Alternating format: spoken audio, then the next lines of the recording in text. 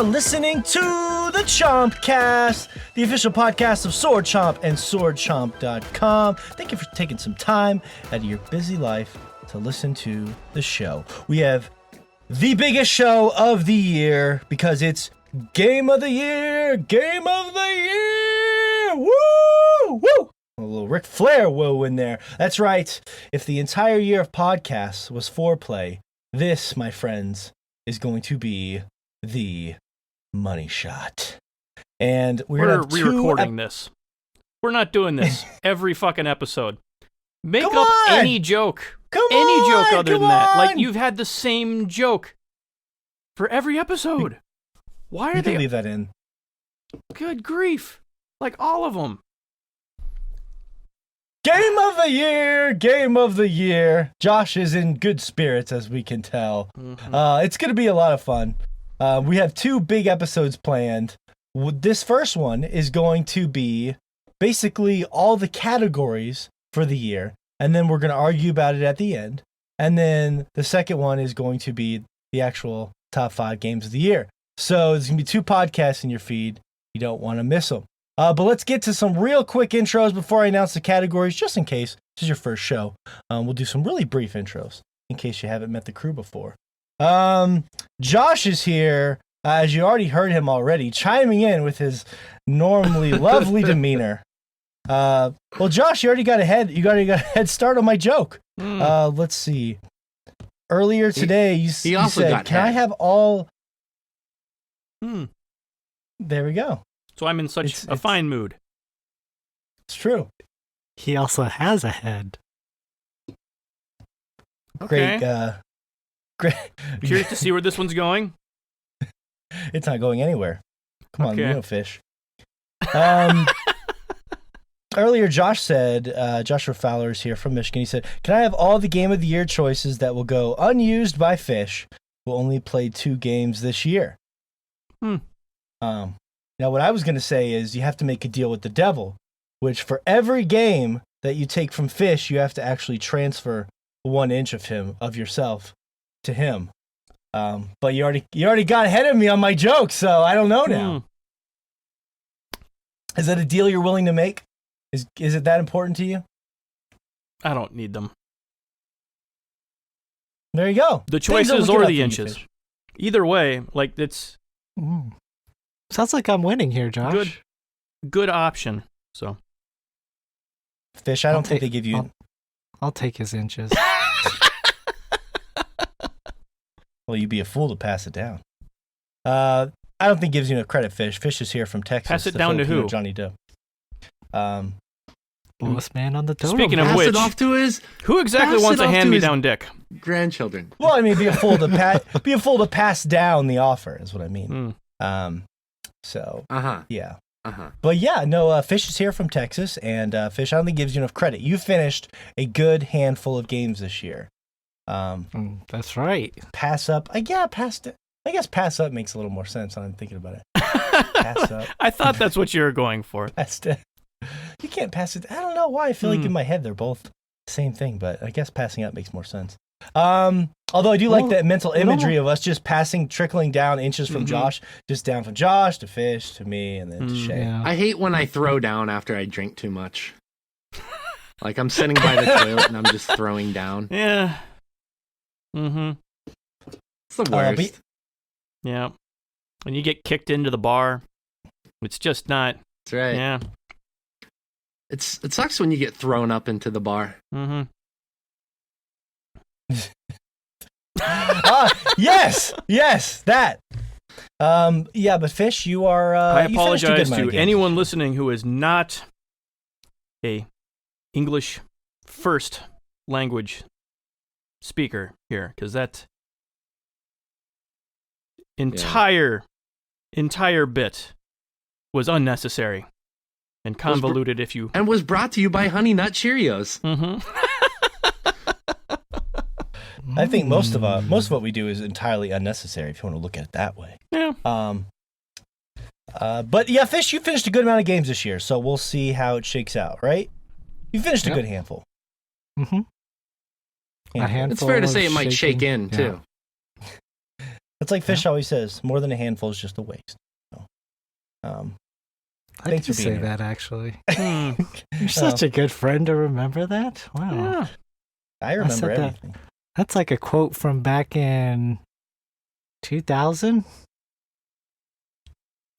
I was Were you gonna talking I was about gonna push the C. Marie Antoinette's boobs?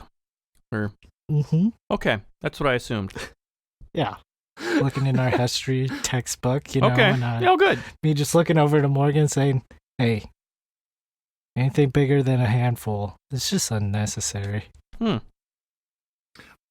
only women felt the same about you. The listeners couldn't see this, but as Josh made that joke, and Fish was trying to explain his way into understanding the joke, Morgan was sitting on the camera just watching, waiting for Fish to basically be like, I don't understand this joke. Like, that's the things that, like, the listeners miss is, like, a quarter of the time, Josh makes a joke, nobody understands it because he's in a different level, he's referencing shit us uncultured people don't understand. And then Morgan's just sitting there waiting for Fish to explain his way into the joke. Or is it out of the joke? I don't know. In or out? I don't know. Who can say? Or- It's nebulous. Or under. Or There you over go. the joke. To explain his way to the joke. Yeah. Let's just do all the prepositions. Let's just make this... Mhm. Let's skip the Game of the Year stuff and just make this a grammar podcast. Yeah, that would be like a I can get realization beside of, that. of my nightmares. God I think we damn could it. get through that. Could you, Fish? I don't know. Anyways, thanks for getting us. Don't let him knock you down, Fish. It's the same guy who can't spell lately. He spells it latly. Don't let him knock Hey. you down. I'm not saying I'm any better. I'm just saying that we're both going to be stuck in the mud there, if you know what I'm saying.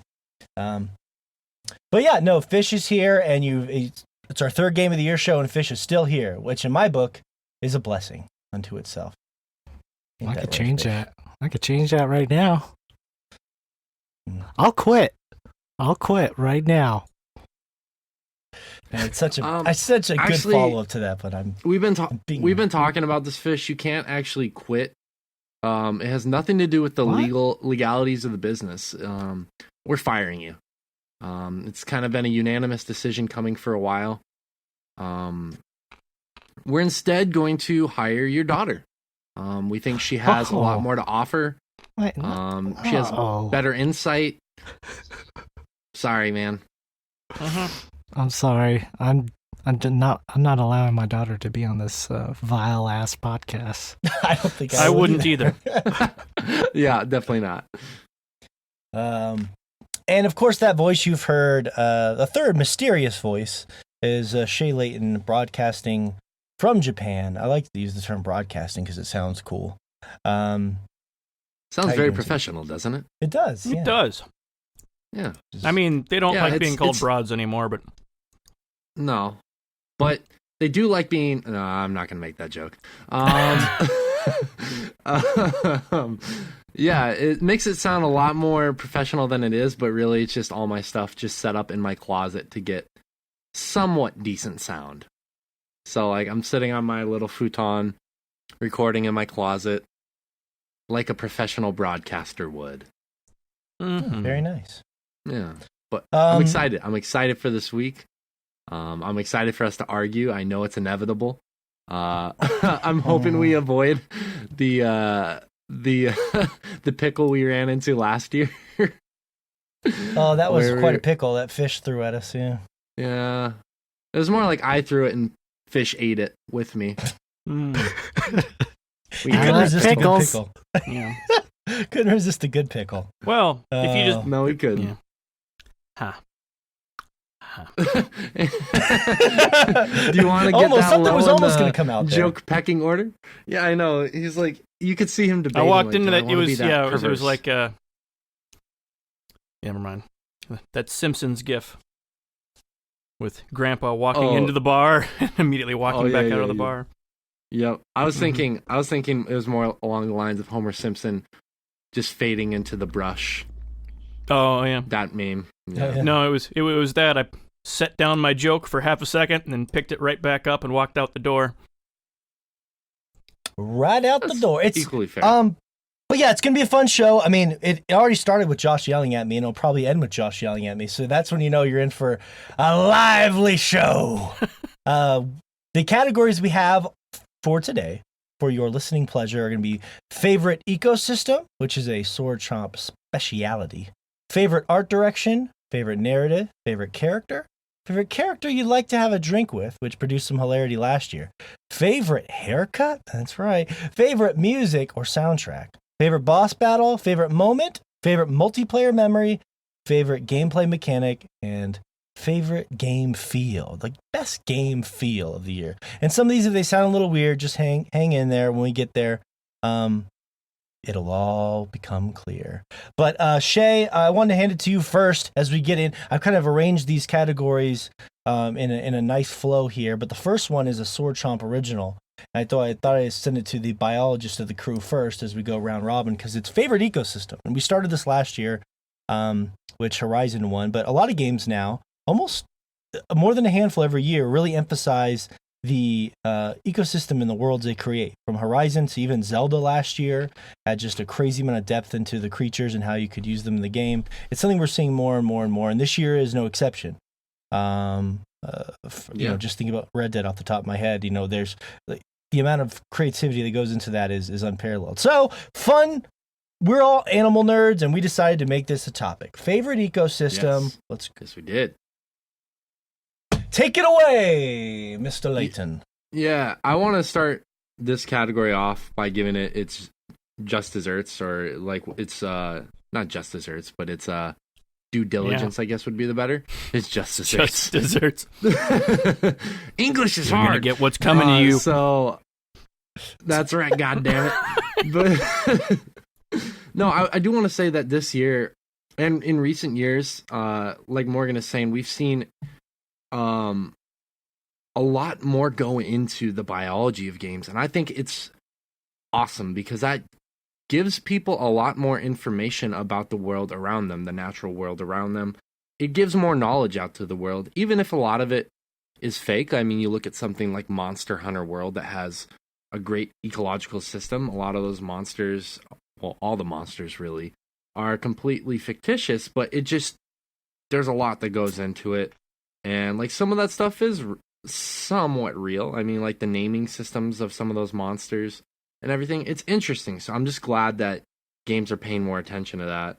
And the other thing I want to say before I give my example is it's a shame that I didn't play No Man's Sky right when it came out, because I think that would have definitely won this category for me had I played it in 2016. I played it this year for the first time, so it's a shame. But this year, to keep it simple, definitely went to Red Dead Redemption 2 for favorite ecosystem. I think a case could have been made for Monster Hunter World, but I just played it yesterday for a few hours, so I definitely didn't spend enough time with the game to pass it off to that. Red Dead 2's ecosystem is vast. We've talked about it on our podcasts. We've talked about it together, behind the scenes. This game is very expansive, and one of the ways they do that is you document all the creatures in the world. You study them, you learn about them, and it makes the world feel more lifelike.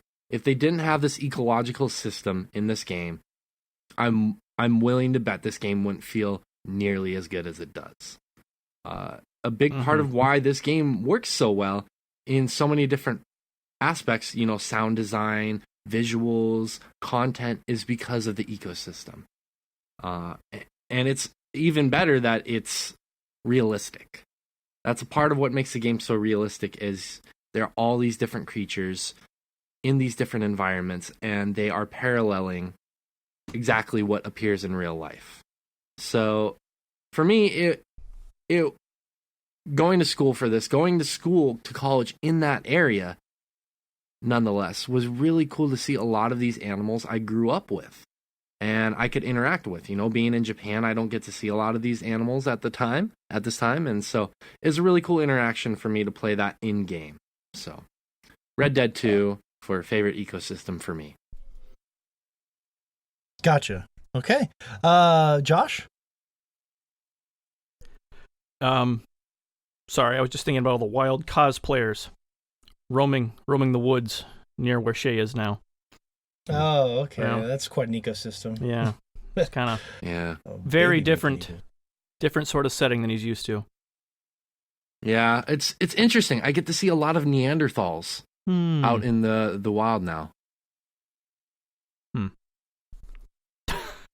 All right. That went Anyway, over my head. I'm just gonna kind of reiterate what Shay was saying. Red Dead 2, the way they handled just the animals interacting with each other, with not counting the deer with a fatwa against all player characters. Really, really impressive stuff with the way everything in the environment interacts with the world around it, with each other, is really cool, and it makes you feel like you're there, like you're in a real place, in a really, really cool way in Red Dead 2. And that really is probably the thing I'm going to take away from that game more than anything else, is just how they handled the environment there. It was really cool. Just to be able to, especially, like I mentioned this before, with the sound design and being able to, like hear a squirrel or a rabbit in the woods and track them down was really cool. It's not really something that's had that much attention paid to it before by a lot of other games. Yeah. Yeah. Marshmallows? You have a mouthful of marshmallows? What are you looking at? I was going to say, if Fish just put gum in his mouth while he's about to talk on the podcast, I was going to reach through his camera and strangle. What is that? What are you eating? It's called Haichu. Oh. So it's not bubble gum. The main food It's source sweet of the wild cosplayer in Haichu. Japan. It's part of the ecology of yeah. They're delicious. All right, well, because Fish is chewing, it's best that I throw this to him right now. I got very so he isn't distracted able to by all talk. that chewing. It was really hard to get through that answer. I was muted. You guys couldn't hear it. I'm sure No, you could but hear it. yeah. Mm. Yeah, you've got the largest portion of the screen, at least for me. Yeah, And me so it's too. just a massive, It's all mouth. massive mouth of fish right in front of the camera, just chewing Nice. furiously. My whole Awesome. year's been like Fish's giant mouth with just nonsense coming out of it. That's pretty much every day of my life. How dare you hurt my feelings like that? I'm just kidding. What do you got for best ecosystem, Fish? Man, I kind of want to use my tie right now. Just blow my load right now. Well, do it. You have a history of just throwing a wrench in all of our podcast magic, so why not? Mm-hmm. I like fucking things up, but no, I'm gonna go with Monster Hunter World. Just because, even though the worlds aren't as expansive as I would like them to be, and as free roaming, because a lot of times it feels like you're still going down kind of corridor type of areas, and some maps are actually just fucking corridors. But I would say, like, seeing the monsters out in these different environments is very interesting to me, and the fact that not only can you see all the different monsters interact with each other, they have special fight animations against each other that you're rewarded with if you can just hang back a little bit and try and get them to actually, like, have a turf war is what it's called in the game. And, like, for them to actually create these animations of these two monsters battling out and seeing special animations from these monsters that you normally wouldn't see when you're just battling them is, I think, a step beyond what they needed to do in that game at that point. But since they did take that step, it just added to how that ecosystem in that game translates with one another. But yeah, The game did a good job, I think. Also, the story was actually... The whole premise of the story is actually revolving around, these elder dragons that die and create these ecosystems so that all these other monsters can flourish in the same area, which is also interesting. But they did such a poor job of telling that story. Yeah, that's a shame. Yeah. No, I mean, I will generally agree with Fish to a point. I think that the Red Dead 2 ecosystem is like miles and miles above the Monster Hunter ecosystem. But, it's not going to be a very interesting podcast because Red Dead would probably just win every category for me. So I'm just not going to do that. That's the only thing that it's done well this year. So, Well, I respect your ability to be wrong, Josh. It's your God-given right. Mm-hmm. But I do want to spread it around a little bit. Well, like I said, I'm only speaking for myself, not speaking for you, Josh. And that Red Dead would probably win every category for me, and that would not be an interesting show. And one thing I do like about the Monster Hunter ecology, like Fish said, I mean, pretty much the entire game is based around it. And I mean, that is the game, and there's little things too. Like I was just in the desert area the other day and I saw this like little dung beetle rolling like a ball of his own shit around. And there's like giant ants and wasps and God, that's not how dung beetles work. They don't push their own shit. They push other people's shit. Well, whatever. It was pushing shit around. Okay. Look at Shay perked right up. You tell him, Fish. Mm-hmm. Fucking tell him. What would the point be of pushing their own around? Like, what sort of nutrients they're going to get from that? Come on, man. So you're saying that it was like on top of that, how is a beetle going to shit out that much shit, being the size that it is? Just think about it. I just said it's shit, not like. It owns that shit once it rolls it up into a ball. So it's more of a possessive than a it's an excretive. I think you. I don't think there's yeah. Let it be known this is the most particular Fish we'll get on the entire podcast. I got that, Josh. About the dung beetle. We're going to continue this grammar podcast.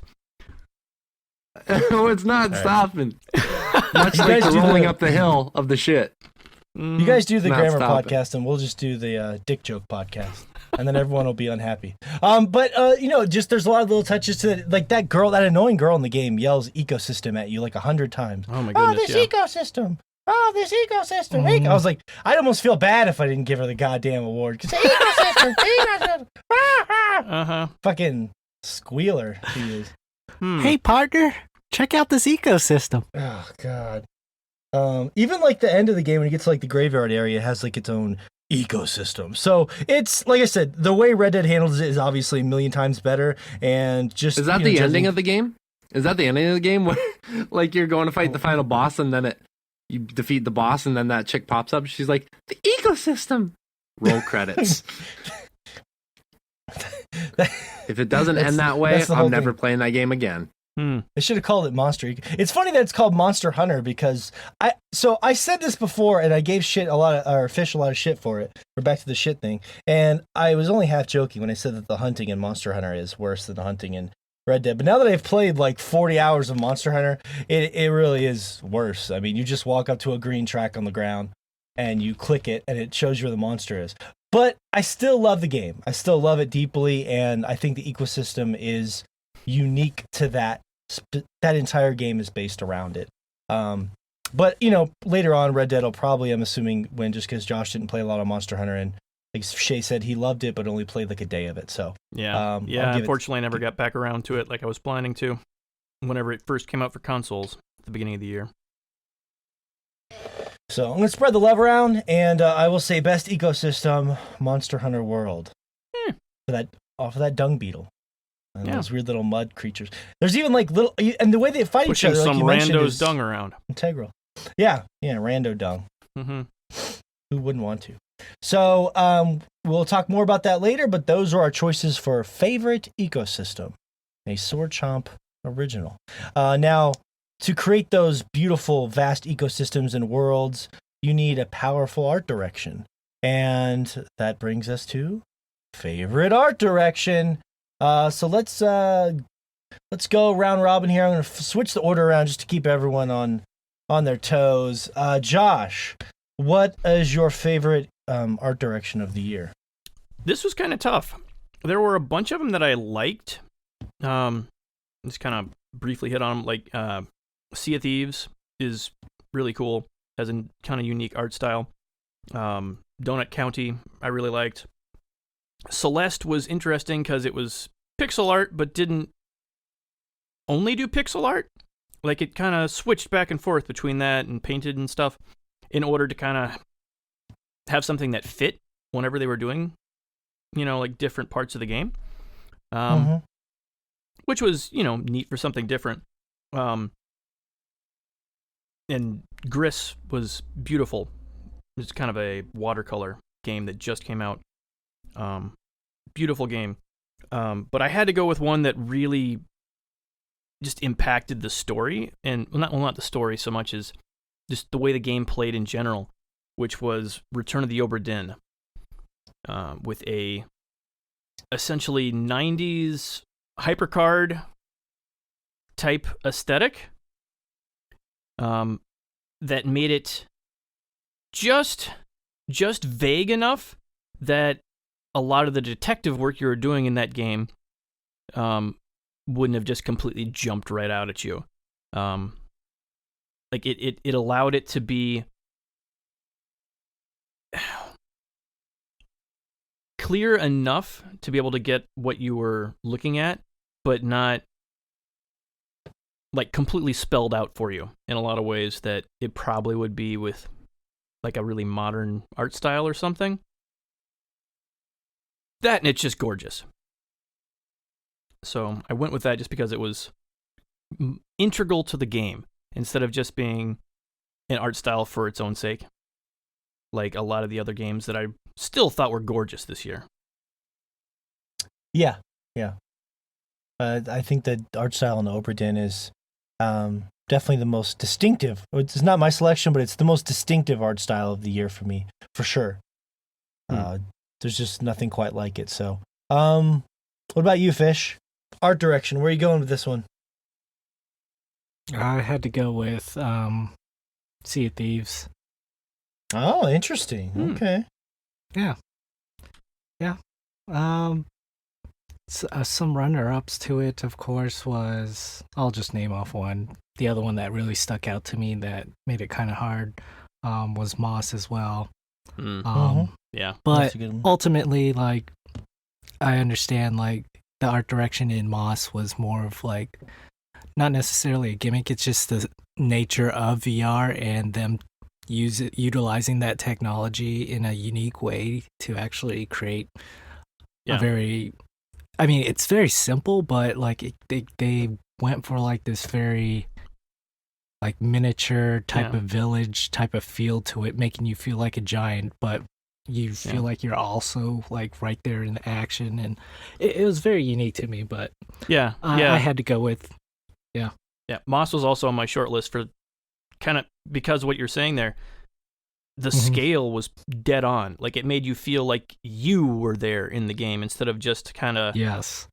Like, everything was to scale. And that one also was another one that was kind of... I didn't want to drag it on because I already had way too many things I wanted to bring up, but Moss was awesome in that respect as far as... The art direction was all built around making it feel to scale to you, which was really cool. Really cool how they pulled that off. Yeah, Moss. Go ahead. I was going to say, it was on my short list, too. It was in my top 3. Oh, okay. Because like you said, not because of the way it looks, because it actually just looks almost a little bland, I would say. It's just the scale of everything is the most vital part of that world, so. Yeah, it's just perfect. It really makes you feel like you're there. Which is perfect for VR. So even more tricky to pull that off. Yeah. Yep, but ultimately I went with Sea of Thieves. Yep. Cool. It is a gorgeous game. It is very gorgeous. Yeah, I mean, there's... You can look out onto the horizon and you'll see like this beautiful, like, picturesque sunset going down, and it just looks so realistic seeing like the fog or like that kind of sunset haze on distant islands and everything. and then you could turn over, look at one of your crewmates, and he'll have the wonkiest fucking look on his face with like the most cartoonish type of, hairstyle on him, and it all just fit somehow in that game. It was the weirdest thing. Like, things up close at times look very cartoonish, but then at other times you're looking at something that, like the ocean itself, which looks hyper realistic and moves in hyper realistic way, that it was almost jarring. It was like they were tricking me into accepting this world as reality, watching a banana be shoveled down your gullet to gain health and everything. I'm just like, it was very unique to me, and I had to give it to them, if not just for like their ocean graphics itself, but just say sea tech. Say ocean tech. I know Fish just disappeared on mine too, Josh. I saw Josh look into that. I still hear him, but Fish's picture. His giant Gary vanished. Busey mouth is gone. I don't know what to do anymore. Oh, that's weird. Sorry, Fish, you've been replaced. We can still hear you though. Still hear me? Okay, that's all that matters. You're still alive. Yeah, you're still here. You'll come back if necessary, I'm sure. Let me go find my face. That's the next song from the weekend. Shay, what struck you? What's your art direction of the year? I think you guys can figure it out if I let you guys guess, but since we don't have really time and I don't have the inclination to want to do that, My Memory of Us was my favorite art direction of this year, bar none. I thought that might be it for you. Yeah, for sure. There's a little bias going into that. I played that game at Tokyo Game Show this year, and it is the game that stuck out to me the most out of any of them. A big part of that was the art direction, the art style. It reminded me a lot of a mixture between Braid and The Misadventures of PB Winterbottom, and it just the use of the color red in that game over the black, white, gray palette that they chose, or whatever you want to call it, was for me very poignant, and it was very affecting. I know some people thought it was a little heavy-handed, but I thought it was brilliantly done. It was absolutely integral to the story. And I guess that style really appeals to me. So I know this game is not going to get a lot of love. It hasn't been getting a lot of love this year. That's not the reason why I gave it, but it was a further incentive for me to give favorite art direction to this game. Wow, that's a shocker. That actually floored me. But I mean, a close second would be Sea of Thieves because of the water. But bar none, it's My Memory of Us.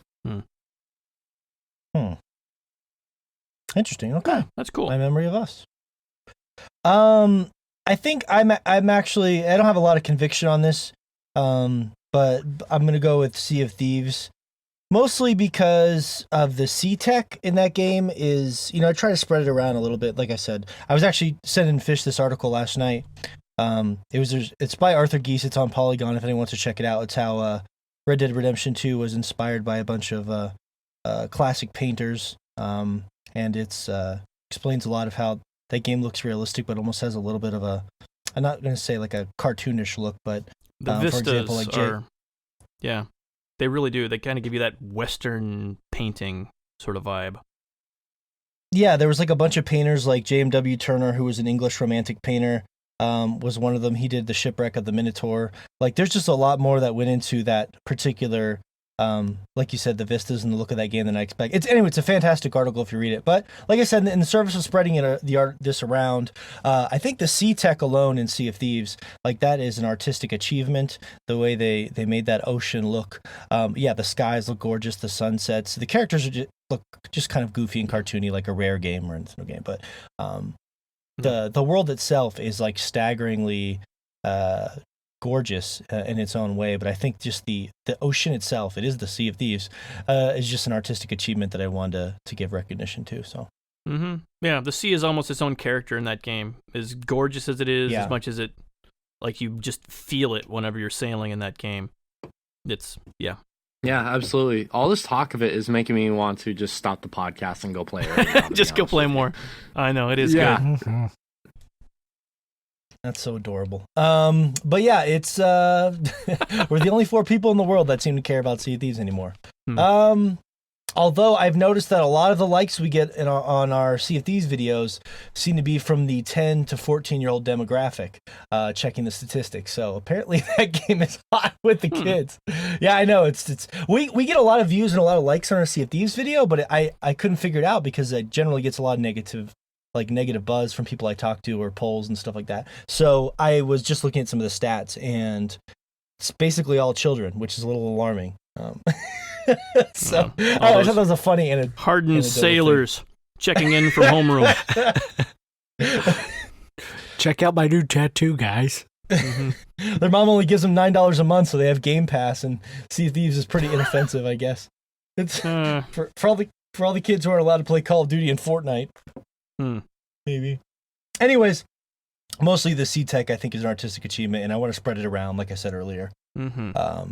So there we go. Best art direction is in the books. Have you noticed in the first part of this podcast, other than a couple blips here from Josh, we're trying to be a little more positive, but because generally the second part of the podcast is when we try to chop each other's dicks off and slit each other's throats. So that'll happen later.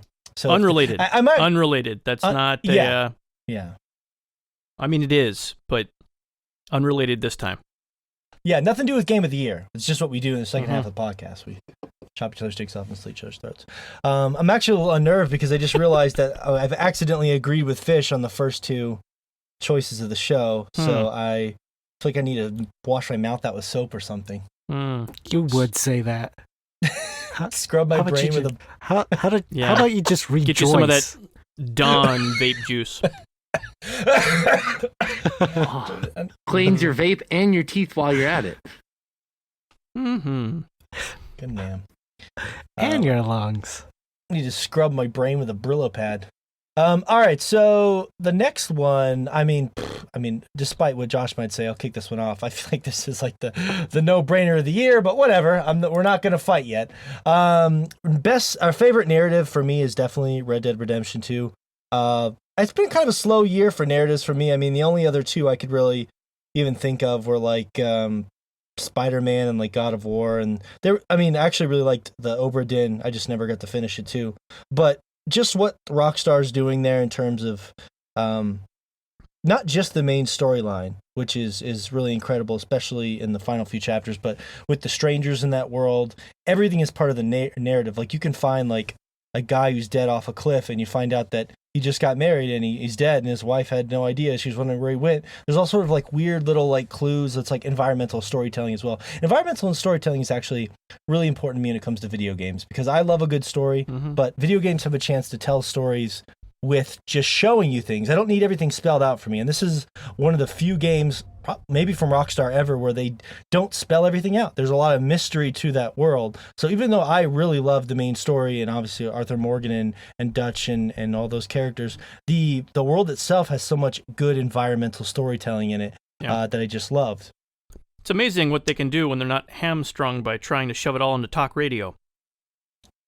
Yeah, cities and buildings and all that. I've thought for a long time that, to be fair, me and Fish talked about this earlier in the year. Far Cry 5 actually had really good environmental storytelling too. I know you guys didn't like the story as much as I did, but it's environmental storytelling is such a cool thing, and I've always wanted a game that was like, don't focus on an entire city, just give me like, take all that effort and time and resources and give me like one town, but just as much depth. And I think that's one of the things I kind of appreciate about Far Cry 5 is it was a good-sized game, but it wasn't like cities and all this stuff. It was like sparse wildlife, and when you came across a cabin, it was a big deal. Same with Red Dead Redemption. So just a smattering of trailer parks. Yes, and that was the first video I ever put on our Instagram page about that game was that people seem to enjoy. It was me walking around a trailer park and just looking at stuff, and I found it pretty interesting. But anyways, so for me, it was definitely a landslide for Red Dead Redemption 2. I know that is a game that's a lot for a lot of people to chew. I mean, most people could finish God of War 10 times before they could finish Red Dead Redemption because it's just so long. and I understand that. But I feel like it's going to definitely give you back tenfold what you put into it.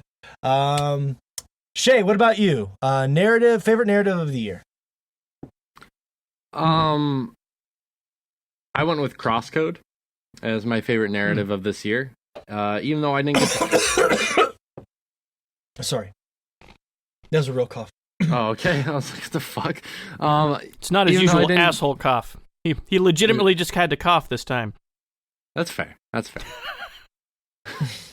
Even though I didn't get to finish Crosscode, unfortunately, I got through a decent portion of the game, and it drew me in immediately. The characters are just so powerful in that game. Like they each have their own personality, and it draws you further into the narrative of the game.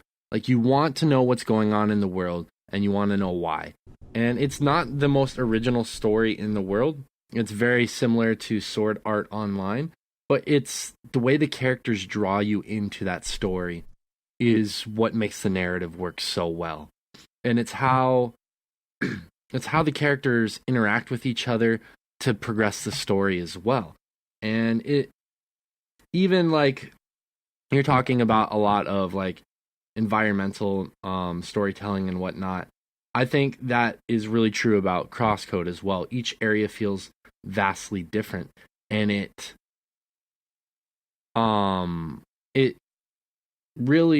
gives each area a lot of character, and it just adds to the story, adds to the mythology and the history of this world, and the whole thing just draws you in. This game is, I think, going to be probably, besides My Memory of Us, I think Crosscode is easily going to be the most overlooked game of this year. And it's a shame because the narrative in this game is fucking incredible. Yeah. Yeah, Right. I enjoyed that as well. Curveball. The way they, just going to briefly touch on this before we move on, because it didn't quite get there for me, but also, like he's mentioning, the way it's set in an MMO, but it's a weird sort of like future MMO that's actually a real space. And so they're kind of fleshing out the made-up world that this MMO has for itself, and then also setting up the real world that it's set in at the same time. So you're getting so much really cool information, and they pull it off in a way that I did not actually expect them to, because it seems like such a convoluted premise that I'm amazed that they pulled it off the way they did.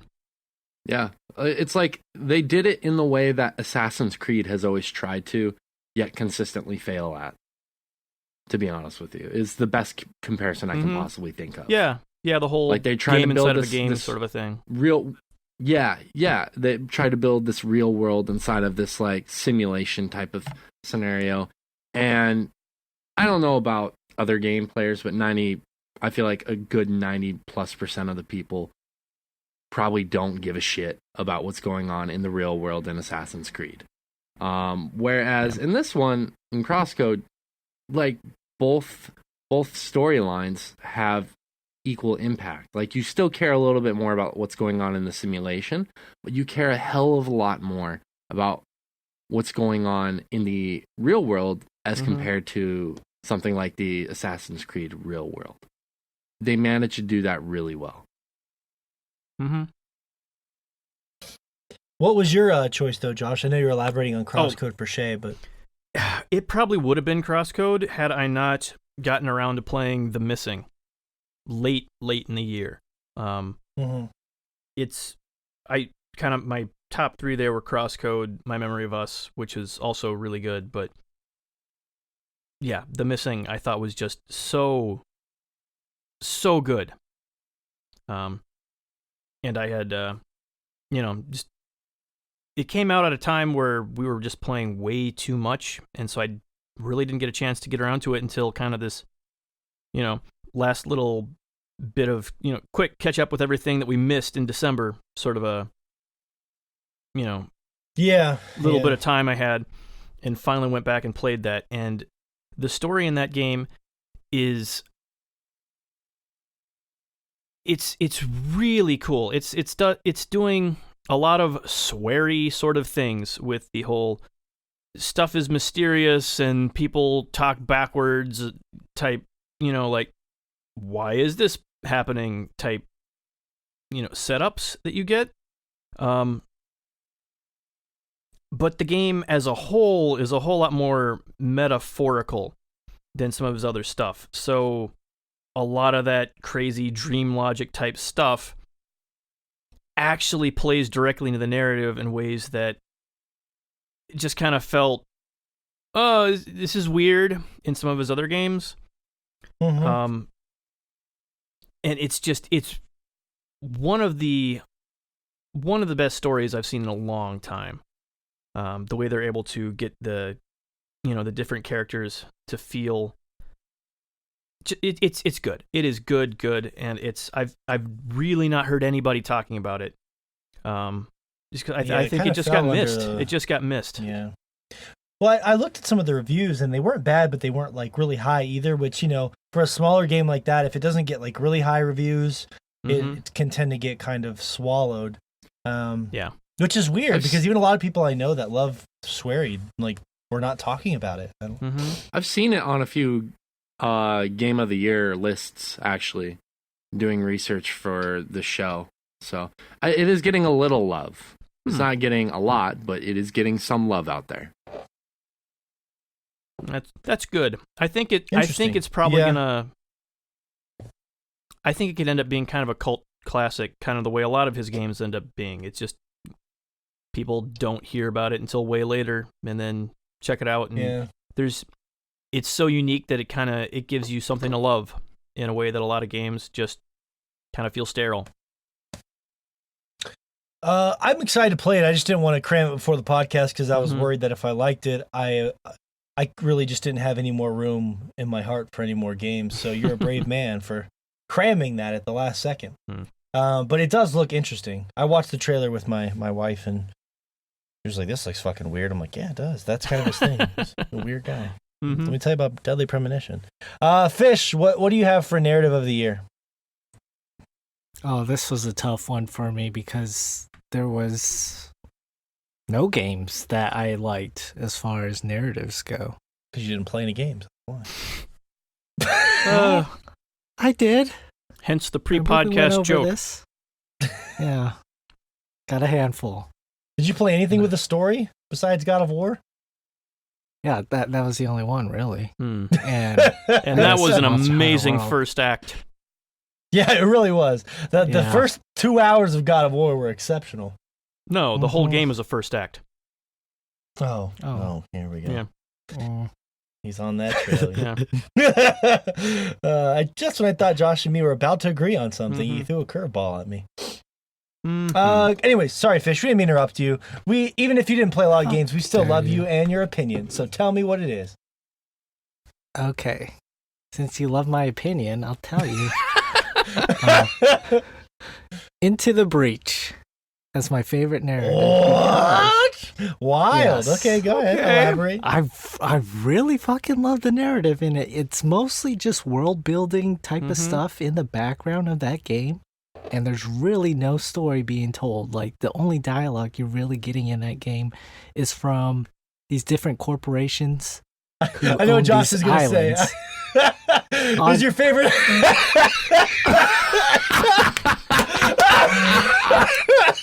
Favorite story of the year? They really don't tell us. Best story of the year. There's no story. Exactly. But it has no story.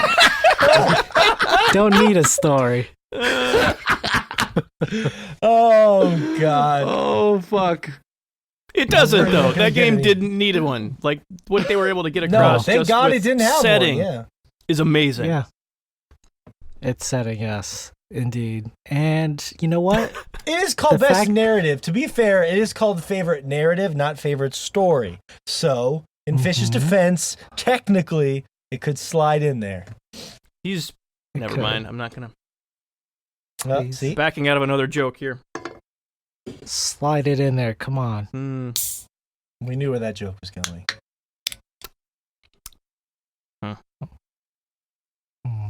Get your train back. Get your thought train back, Fish. Come on. Choo choo! On board.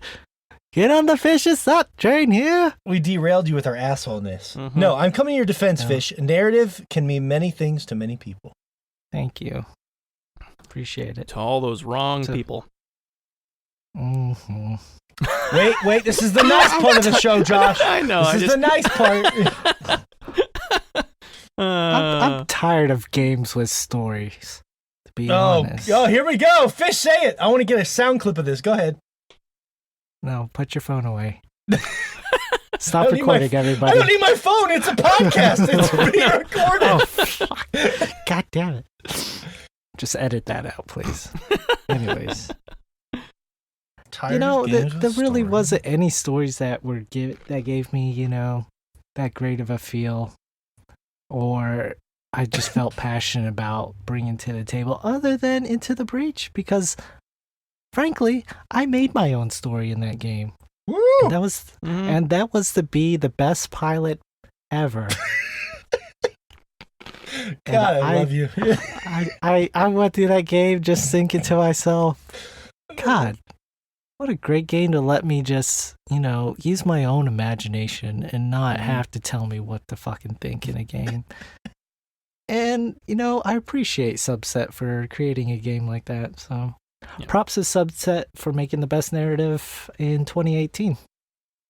Or maybe you should say props to be yourself. fair here, as 'cause much crap as we've been giving Fish, the way the setup of that game is that humanity has lost the war against these giant insects, and so they send someone back in time to make one of the timelines not complete garbage. And so your job is Yeah. to be that pilot going back in time and fixing things. Mm-hmm. Whether you do Very or grim. not. And it's Kind of it's a neat hopeless, setting. yeah. Like I was saying, it's a really cool setting that kind of lets you. They don't give you a lot on why these insects are here or, exactly what's going on, but you do get a feeling for, like, each island you go on is different government, different sort of values that each of them will have. You'll have like different mission objectives and stuff because of it, because the different societies have kind of developed differently. They do get a lot of just personality across, a lot of just kind of story that you can just kind of put together yourself with the very little that they do outright tell you. Yeah. And no, to be fair, Right. Fish, even though I make fun of you, I actually was playing the other day as the Rusting Hulk Squad, and I finished it on normal. And then whenever I did one of those like things in my head, like you were talking about, where I painted them all gold, and I was like, now they're the Glimmering Hulks, and they're gonna try and beat it on hard. like they saved the world once, and they got a bunch of money, and they got cocky. And then unfortunately on hard in the Right. second island, I got wiped out. So the end of that story was. The cocky Hulks got The story of that timeline is Yeah. don't be a Not so proud hot. fucking yeah. one of those stupid blob things that shoots the other blobs got me. The thing was, you were anyway- talking about them as the Gold Hulks, but it was actually Fool's Gold. Oh, I That's what see it what you did there. Mm. Cool is cool. Yeah, it really was. They were good, But yeah. the blob was just better. Also, just to end on Into the Breach for me, also the gameplay ties into that of going back through time, these different timelines, and like as you go to different timelines in like a science theory type of thing, there's going to be variations throughout each timeline, and each subsequent playthrough of that game, you have different mechs, you have different outcomes in your battles, and how you lose or how you win are your conditions of victory. How many different buildings that you saved on the power grids. Like all these different random things come up into that game, and they all kind of just play into that saving each timeline, and each game feels a bit different, other than the reoccurring theme of the mechs and the Vex that you're pitted up against, and the different pilots that come through the time with you, and the randomness of all the time pods dropping down. Everything just kind of like ties into that whole timeline thing, which I enjoyed quite a bit, and that's why I ran with it with my mind as far as fantasy goes. But oh, he ran with it. They do give you a cool feeling there, because like even when you win, you still go back in time. It's like it's your job to try to make as many of these timelines livable as possible, which is just kind of it's cool. You know, it kind of gives you a kind of like a Dark Tower sort of a feeling with like all these worlds that are connected, but instead of being you know, different takes on, you know, like all fictions are the same. It's kind of like just this looping time. It's like all versions are the same. So it's cool. Yeah. All right, well, you can't have a great narrative without great characters. So that gives a nice transition to our next topic, which is favorite character of the year. Another slam dunk for me, not to be kind of one note here, but obviously Red Dead Redemption 2. I mean, honestly, I didn't even know how I felt about a lot of the characters, including Arthur at first, because you know, there's basically like 2 tutorials in that game.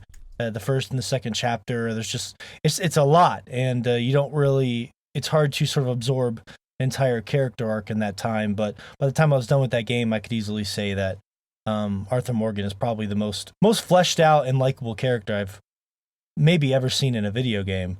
And if he wasn't in there, there's still Dutch and Sadie and a bunch of other incredible characters. Now, obviously, it wasn't a great year for characters. I'll give you that. I mean, I was trying to spread it out a little, but I was thinking, I was like, well, Doc Octopus was pretty cool in Spider-Man. He was one of the more interesting people in Spider-Man.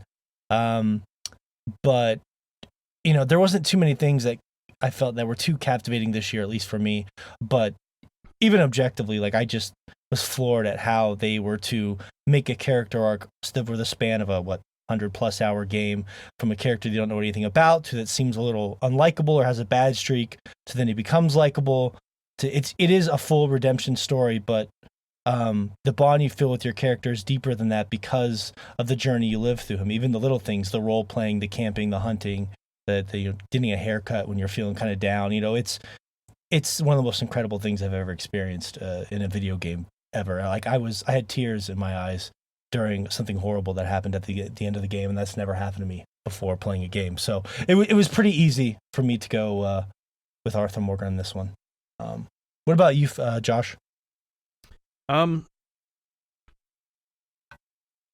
had a few of them, but kind of like Shay was mentioning earlier, with a lot of the world and everything going on, just the world building, as real as it feels in Crosscode this year.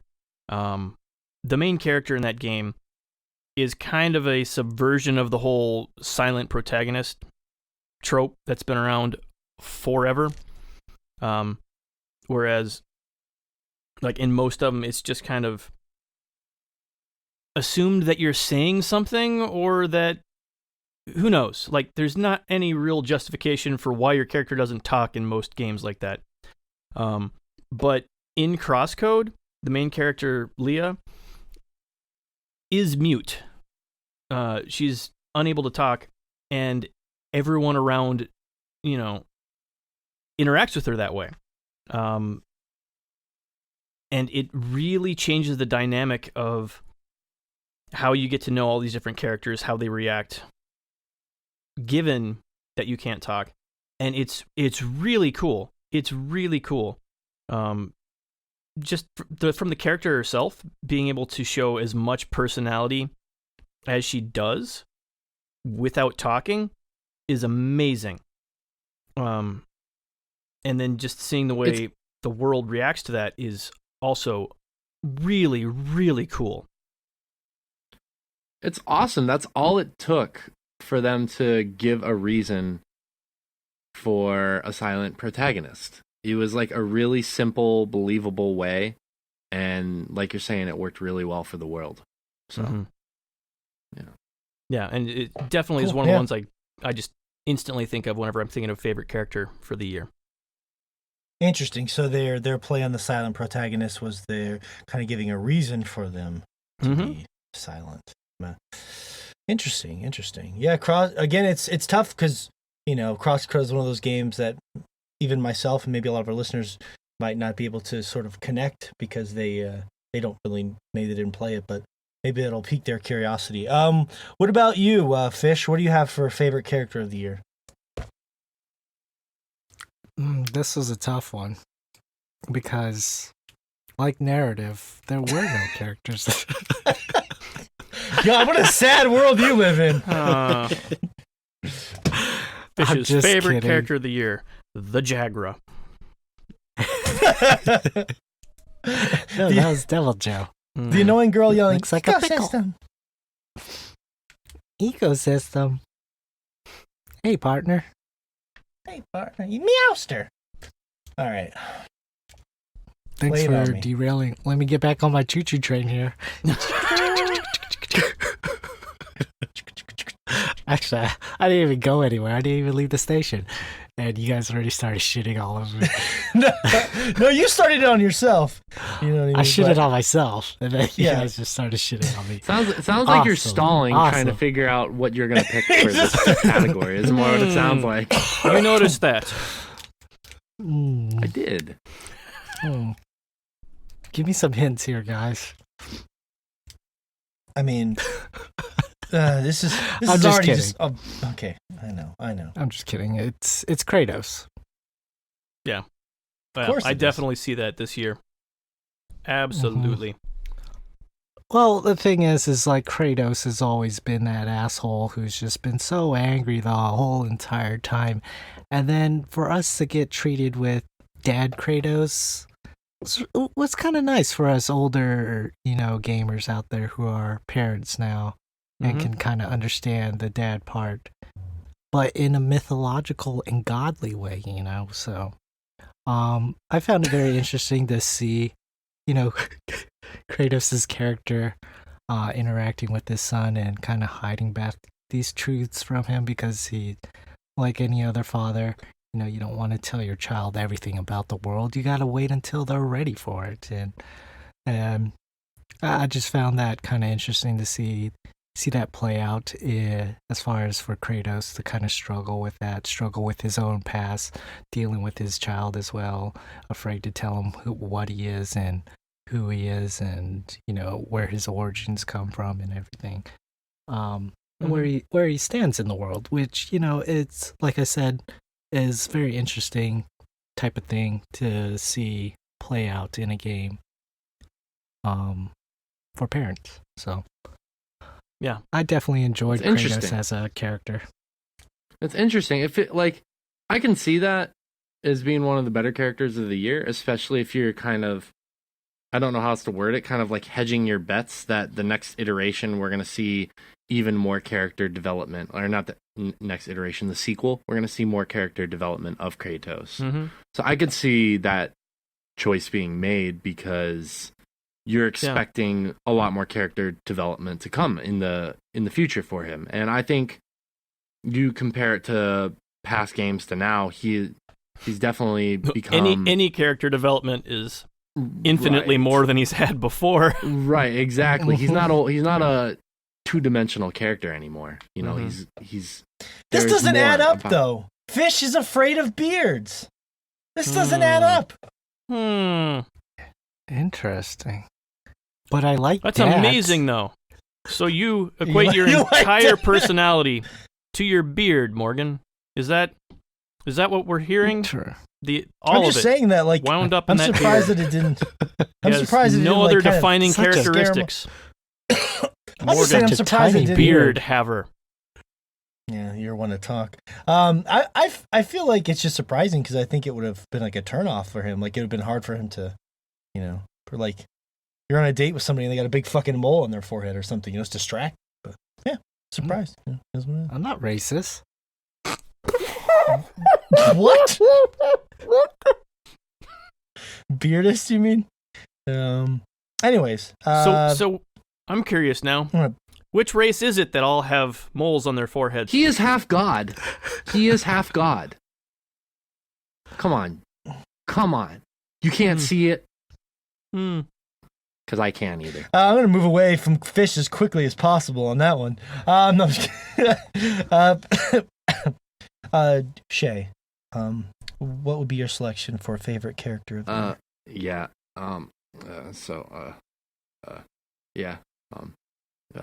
Character. Yeah. My favorite. Oh man, my favorite character actually also came from Crosscode this year, but it was not the main character, even though the main character was a great choice. I actually picked Gerald McFly, also known as Captain Jet from Crosscode, and it is a character you don't get to see a lot in the game, but the little that you do get to see, there is a ton of character development in just that little bit of time. He's a really good foil character, and to give you guys some context, because I know Josh and I are going to be the only ones or anyone who played Crosscode is going to know what the hell's going on. At the beginning, you wake up on this ship, and basically you learn how to, kind of fight again. Like, you learn how to do all your basic movements, which is essentially the tutorial. And you're learning how to move in the game, and then you go up above deck, and you see where they're taking you from out of bounds, because you were out of bounds, you have amnesia, and you're being brought back into the main world.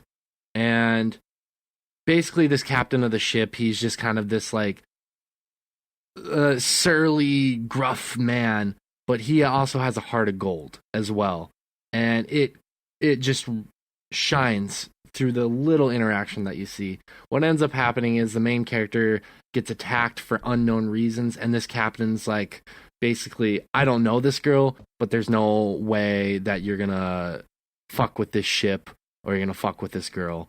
And he just like goes in overprotective dad mode, and it's awesome. This character just, I don't know, he had a ton of character early on. Like, it was great. It really was great. I love the character, and it was enjoyable. Huh, interesting. Yeah.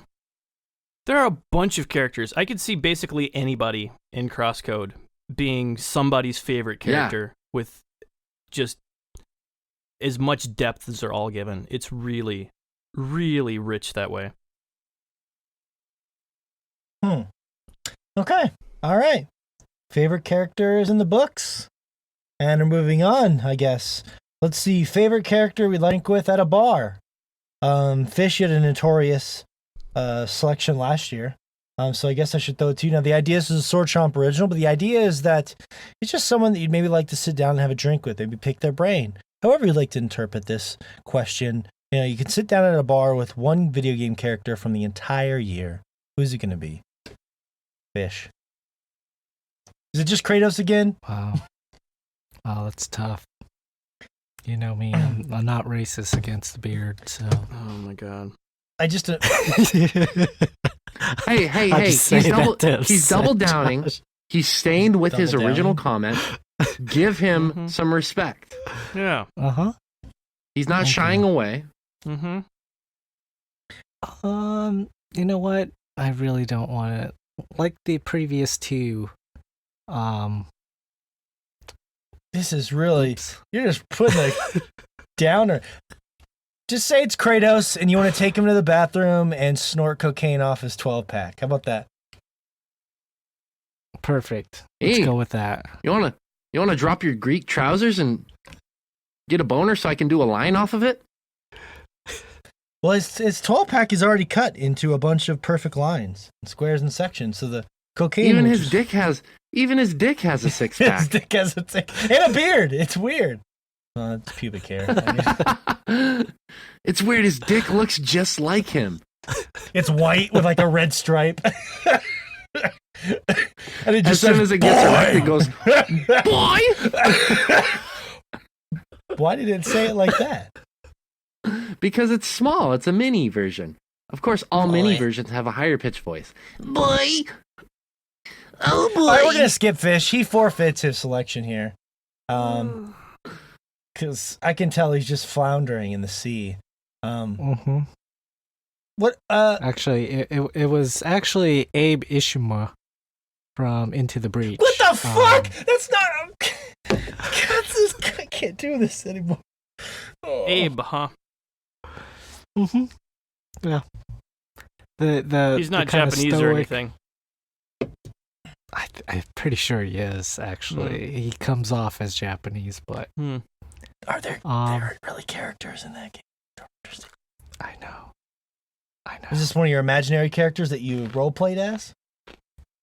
That I fantasize about? Yes.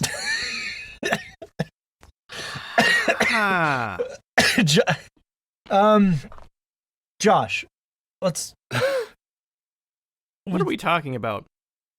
How about this? Let me set this. I'm going to set this back on course, okay? The character I'd like to have a drink with at a bar would be Joseph Seed, the father from Far Cry 5. Jesus, that's even worse. Because you totally have the sort of No! personality Stop. that wouldn't buy into a cult or anything. Well, there's a couple reasons. I was watching the Amazon documentary on Eden's Gate, and basically, it looks like they put some of the bliss oil in your drinks to sort of like help influence you. So first of all, I'm putting my cup right next to my beer right next to his beer. There's a clean shot to drug me up, right?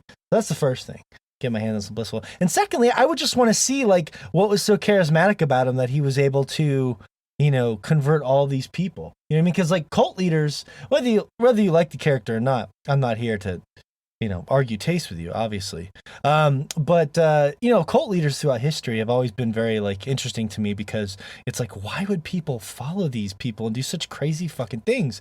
And a lot of times it's because they're very charismatic and they have like almost like Dutch from Red Dead Redemption 2. He'd be another character. He was on my short list. So that's why, like, not only because of the bliss joke there, but also because I want to see what it is about this guy that's so magnetic, he's so charismatic that all of these people want to follow. Also, he's got a great man bun. So Fish wants to know how to do that. I don't know why.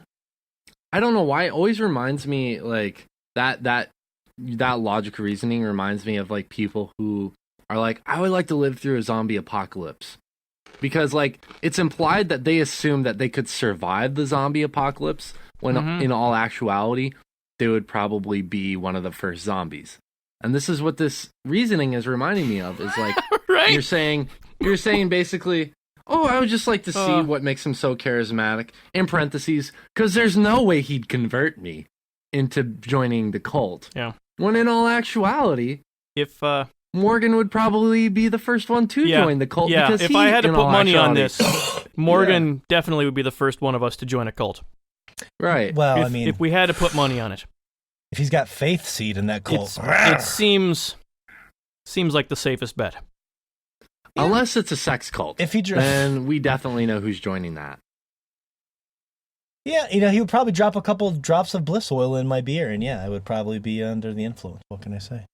He's a handsome man. I mean, I wanted to go as him for Halloween, but I just don't have the hair. So get those nice glasses. Maybe I actually ordered. I'm going to order the eBay statue of the father here with some of my Christmas money. The eBay statue. Well, I'm sorry, I rephrased it wrong. It's on. I'm ordering it on eBay. It's a statue that came with the collector's edition. It's pretty adorable. I bet you it's about 67% authentic. It looks pretty cool. I'm just kidding. That's cool. I'm excited for you. But yeah, so that's because, honestly, I thought he was going to be my fun answer for character of the year just to piss you guys off. But unfortunately, Red Dead happened and it had about 50 of them. So, but what about you, Josh?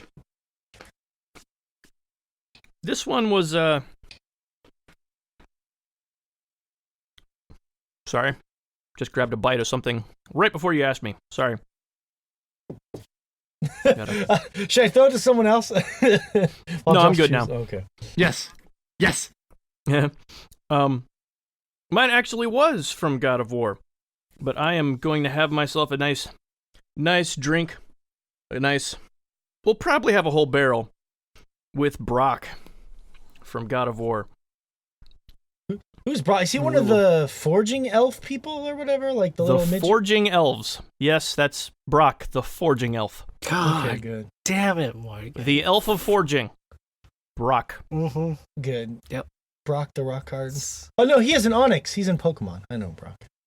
Until he got written out for whatever his name was, Joey or He something, did, yeah. and then got written back in because fuck Joey. Wait, what's so great about the little dwarf guy? I don't get. Explain. Why? Why do you want to have a beer with him? It'd just be nice to have somebody who could keep up for a change. Oh, okay, I got you. Wait, but isn't he short? I thought he doesn't have a lot of like blood to fill with that blood alcohol. You know what I mean?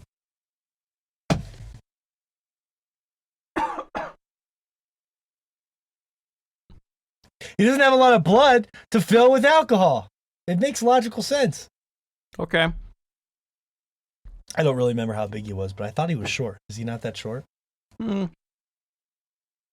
gonna Google him. It's hard right to now. tell. It's hard to tell because they were all right next to Kratos, so it's not really the best of comparisons. But he seemed, I don't know, not super short for a dwarf.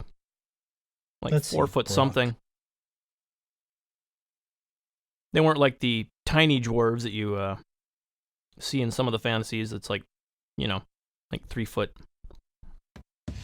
So okay. Here we go. So your logic is that you think he can keep up with your. My logic is that he's probably one of the better characters from the game. Brock and Sindri are both really cool. Just the way they have that whole dynamic of basically they're your vendor through the game, crafting stuff for you and whatnot, and they both basically do the same thing, but they got into a fight before the game started, and neither of them is happy that you're dealing with his brother at the beginning. So as soon as they see that the other one has modified your axe at all, they get pissed and competitive and fix your axe again, and try to make it even better than the other brother did, which kind of leads to a really cool dynamic. Yeah, he's the game. he's the blue one. Okay, Brock is the blue one. He's the Smurf one. Okay, gotcha. Interesting. I would have never guessed in a million years that's where you were going with that. So, the day has just been full of surprises. What's next? What next? What surprise could Shay throw at us next? You guys are not going to see this one coming at all. The character I would like to have a drink in a bar with would be Clementine from The Walking Dead. She's had a really rough year, From guys. 20. What year is this again? Clementine, huh? It's I'm 2018. sure she's 'cause legal now. The final. She can have a drink, sure. Here's the thing, man. She's had a rough year. They don't say her age. I assume she's 21. She's had a rough year, guys. When did the first one she's come still out? in the zombie I'm trying to think now. apocalypse. She's taking Add care this of a up. child. She's taking care of a child. Her story got kind of canceled and now it's being rebooted again. Thankfully, not rebooted, but continued. She's had a rough year, and the thing is, worst case scenario, if someone tries to get lippy in the bar, starts talking smack, she's gonna pull a gun on him. Like, she has no fear. She's just gonna tell you to be quiet, or she's gonna kill you, and she'll have no remorse about it. Is the thing. To me, she's the only logical choice for this year. She's had the roughest year out of any of the characters. Yeah, she definitely deserves a drink. Save for maybe Mimir. He's the only other character who's had it probably as rough as her. So I feel like she gets the drink for the year. Mimir was the head on the belt guy, right? He was the talking head. Oh dear God! Right. The takeaways we get. Right. That's it. That's literally all he was. Just You did the same thing to fucking Far Cry. There's no difference. You're just the same as me. You're just like me, Josh. We're the same, you and I. What? There we go. Clementine. Yes. Which, when I Googled it, pulled up a bunch of fruits. So, wasn't exactly what I expected. She is a lot older now, and other than Josh's inappropriate joke there.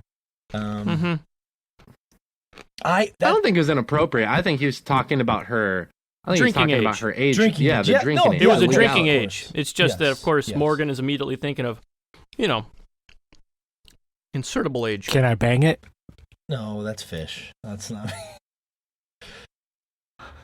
Hey, Yeah, sex as we were regularly. talking about at the beginning of the podcast, we were literally talking about this exact topic from last year, and we were talking about how one of us selected the female character from Resident Evil because they'd like to, see what happens on a date situation. Oh, fuck. I Yeah. don't No, believe but she that was was interesting to me. Fish.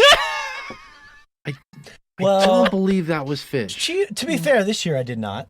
And although I almost went with Sadie, but she's been too grief-stricken and I don't want to creep around her, But Mia, to be fair, was living a double life, and that was my logic. Is she had a double life that she was living, for working for that. Yeah. You've already justified it. Point being, is was Fish hot, isn't though. the only creepy one on this podcast. Look, God, there's 4 creeps here. That's kind Don't of our cast thing. him out. All right. Well, except Josh. Josh is probably not creepy. The rest of us are guilty as charged. Let's see here. So I want to take a cult leader. Shay wants to take someone we're praying is 21 years old, and Fish wants to take a character that was basically imagined in his head. So there we go. We're on a good roll here.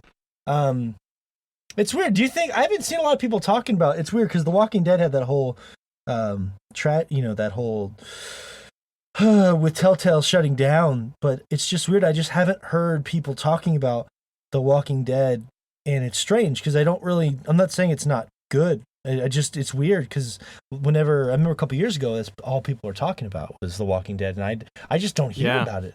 Yeah, like between episodes of the last season, like everyone was talking about that, trying to figure out what's going to happen next and everything. Is it just because it's kind of more of the same, do you think? Or like, why do you think it's so...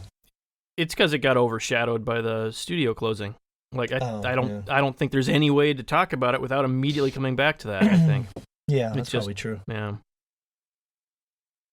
Yeah, that's true. Well, and there's no wrong choice here. This is the fun of this category. It's just interesting to see how your minds work. But Fish, I want to go back to you real quickly before we move on. The character you chose, even though we were making fun of you, it was just a pilot from the game, right? So was there a particular reason why you chose, like why you think actually having a drink with this character would be interesting on a serious level? Just because all his dialogue in battles he's a kind of I don't give a shit type of attitude.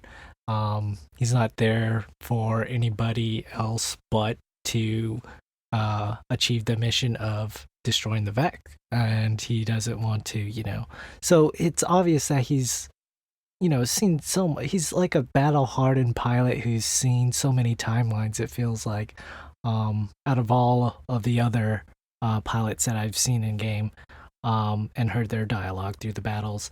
I feel like he's probably the one that's just grown cold to the battle, but is still going through that battle, and I don't know. I just feel like it would be nice to just sit down with that guy and discuss, all the different timelines that he's been through and like what kind of shit that he's got into. You know, like he could tell me about like, I was in, the what's the name of that mech that punches. Anyways, he just he go on Punchy. all about that stuff. That's his name, Punchy McMeckerson. Punchy. Yeah, I was Punchy piloting. Punch Face. I was piloting the Punchy McPunch Face and found a Vec. Had to destroy it and the power grid just because I hate the Vec so much.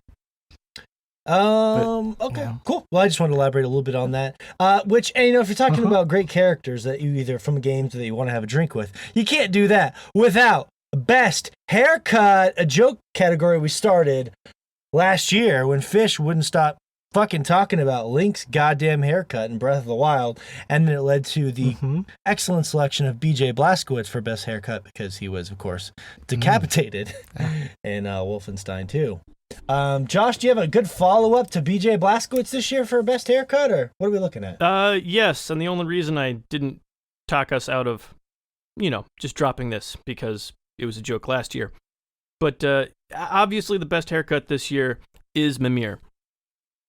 Yeah, that was my choice too. That was exactly my choice as well. Oh no.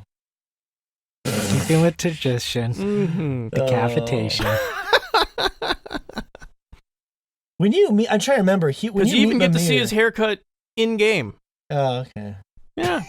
That's right. It's a whole He's story about him getting a nice haircut. He's like part of a tree or something, right? Hmm. And they rip him out of the tree. I'm trying. It's been a long time. Well, they don't rip him out of the tree. They excavate him by decapitating him. Oh man, we have a tradition here. Is it? Should we just change the award to best decapitation? Because it seems like that seems to be our our general theme. Yeah, it seems like we get one really good decapitation a year from the video game industry. That's true. Why not just Roll with it. broadcast it to the world? It sounds funnier as best haircut. I could live with that one too because I didn't really have a funny answer to this one. Fish, did you have another sort of man crush answer to this one, like Link? I did. Okay. Joseph C. Oh yeah, Joseph C. with the man bun. Woo! With the man bun, no shirt, all those scars all over his body, those killer shades that he's wearing. They are killer.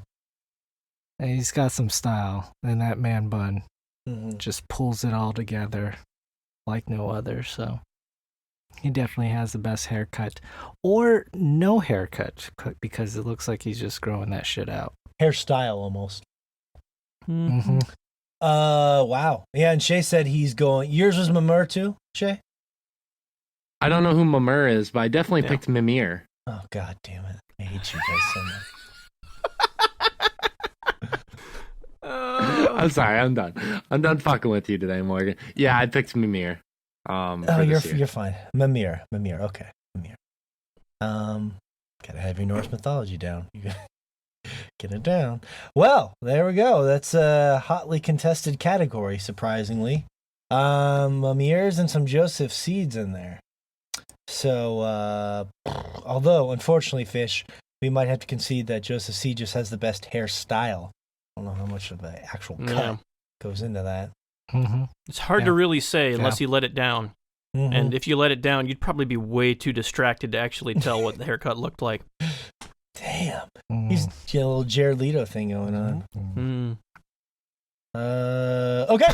Well, that's a good segue to kind of split up the show with some music because all of us are obviously, it goes without saying, huge fans of video game music. And I think generally it's a little underappreciated in the industry, but we're huge music nerds. I mean, I even am part of a podcast called In the Blood where I interview composers. And I do want to take at the halfway point here, say, as we close the year, it's been an honor to make this show continually for the listeners, our friends, and fans. And if you want to support us, we do have a Patreon. I do highlight it often on the Instagram page at Swordchomp. And of course, it's patreon.com/Swordchomp. Look for our VIP tier. If you love what we're doing, pause the show right now, go donate. We're trying to hit some goals so we can maybe start doing all of our shows in video. Your donations mean the world to us. And if you're out there and you're one of our Patreon donators, thank you. Your donations always remind us that how lucky we are to have such an incredible fan base. So thank you for that. Now let's get to some music. So this is pretty cool. I got some sound clips from you guys in general. A couple of them did overlap, which was nice. What? I like. I'm sorry. I got to give you one last shit. Okay, go for it.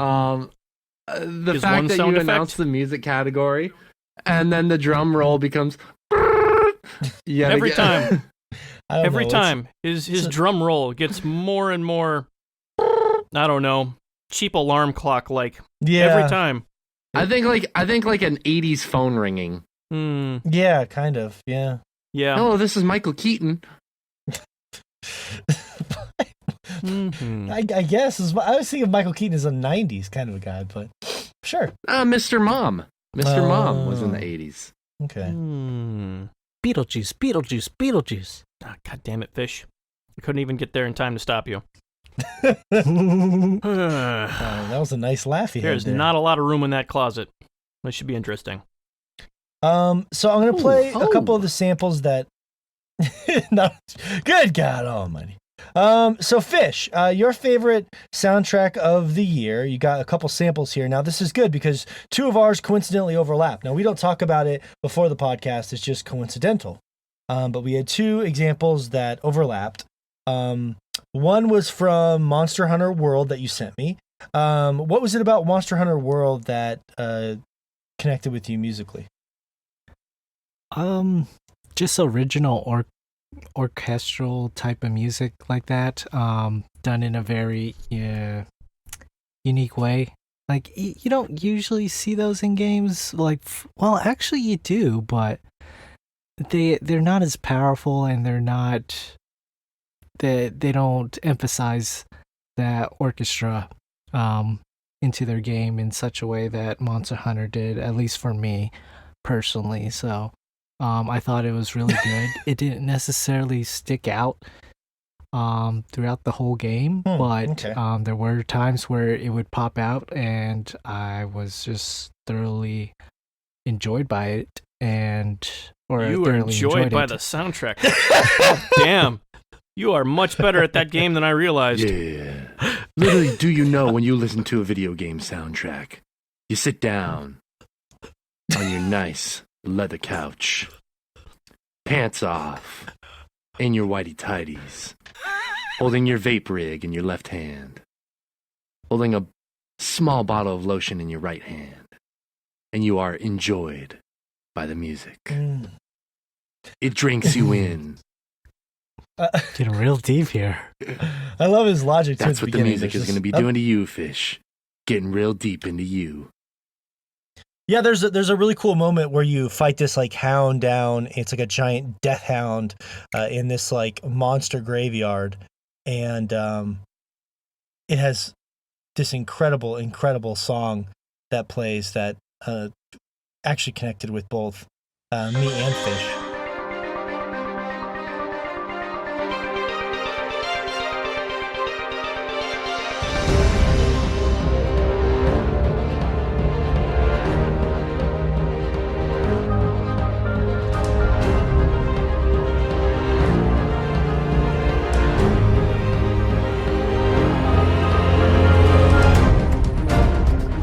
That's a good one, Fish.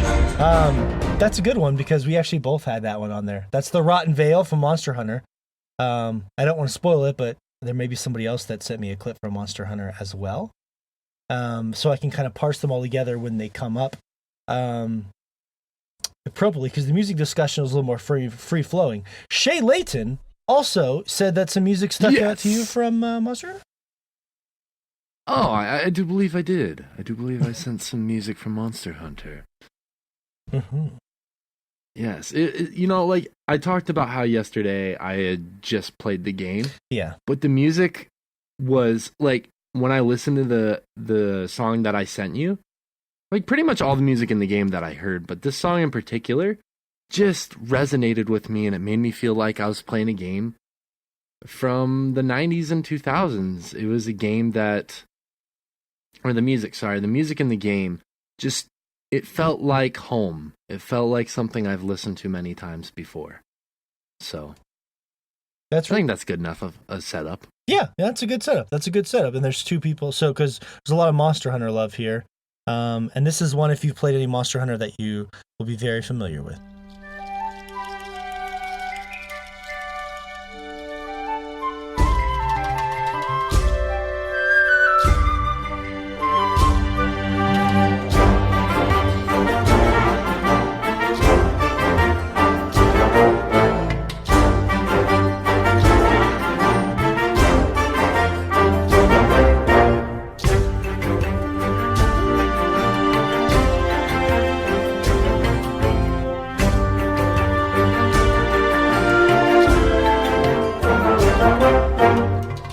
That's like that plays during like the main town, so you hear that shit all the time. Very joyous. Dun dun dun dun dun dun dun dun. Yeah, it's just like super encouraging. I like it. Yeah, feels like the adventure's just beckoning you to come in and adventure it. Yeah, that's exactly what it is. It That's exactly you. what it is. Come here, adventure did it. You know you want to adventure did it. God damn it! Can't you feel it? Killing me, Fish. The I was gonna adventure ignore did it, it Fish, in your to be fair. bones, I was just gonna, in your I was blood. gonna talk over it, Fish. The adventure gonna- did it, flowing through your veins. Just let I was one gonna slide talk over for it, me I'm tonight, sorry. Josh. He's having a rough. No, but yeah, no, it's interesting because the music really enhances the moment you first see that main town that you enter, because there's a lot going on there. It's like the whimsical nature of the characters and the art. It's the scope of the game. Like, you see this huge wooden bridge and it leads you up to this kind of like cliff top city, and it's just beautiful, and the music just enhances that further so much more. If that music wasn't there, I mean, it would still be a beautiful opening to the town, but it beckons you to explore the town and to adventure. Yeah. A lot of beckoning I'm here. making sure I watch my words there so no one makes fun of me. I got it out of my system. I think I All made right, all the good. jokes I could with that Poor one. Fish. It was- There's a lot of beckoning here. A lot of beckoning going on. A lot of adventuring too. I don't know about that. So great job. I'm sorry. Oh God Almighty. Anyways, that's I really love the Monster Hunter music too. Me and Fish both like the Rotten Vale stuff, but when playing that game a lot over the past month, it is very joyous. It reminds me a lot of like the spirit of like a Final Fantasy game that I've grown up with. Now, Josh and Fish both sent me a track from Into the Breach. So Josh, I'm going to send this to you first. Ben Prunty did the compositions for Into the Breach. You sent me one called Antiquity Row, but what was it about the Into the Breach music that I guess struck a chord with you, pun intended? It has a really cool kind of mechanical feel to it. Like it feels like old beat up mechs that are just kind of half holding together, and they're able to get this feeling without kind of falling into a lot of the cliches that you get of, like post-apocalyptic type, Mad Max music, which, I mean, not that that's bad, but it still feels completely unique. Like, you feel a whole lot more of the whole just really physical and metallic vibe coming in to the music, but it's still, it's completely its own thing. Yeah, I agree. The interesting thing is that it doesn't really have the production values of a lot of the other soundtracks out there, but that kind of works to its favor, probably. Because of the sort of rustic or, like you said, mechanical nature of the game. This one's called Antiquity Row from Into the Breach.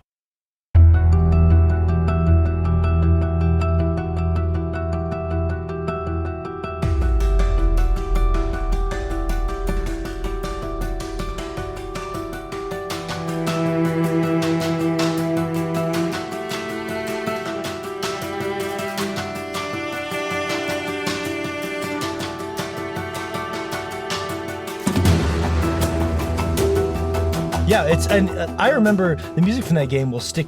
Maybe it's because you spend like hours staring at these little grids, but the music in that game will really sticks with you, man.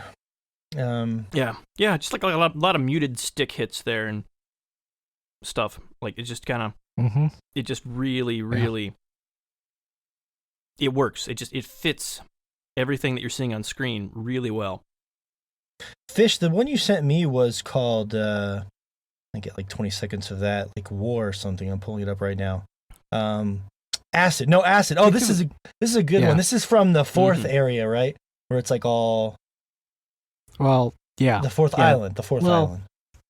Well, your first playthrough through it until you unlock all the islands and you can start wherever you want. But yeah, I think that's the last island that you come to. Yeah, and this one's cool. It has kind of a Tron vibe to it, and it is called Acid.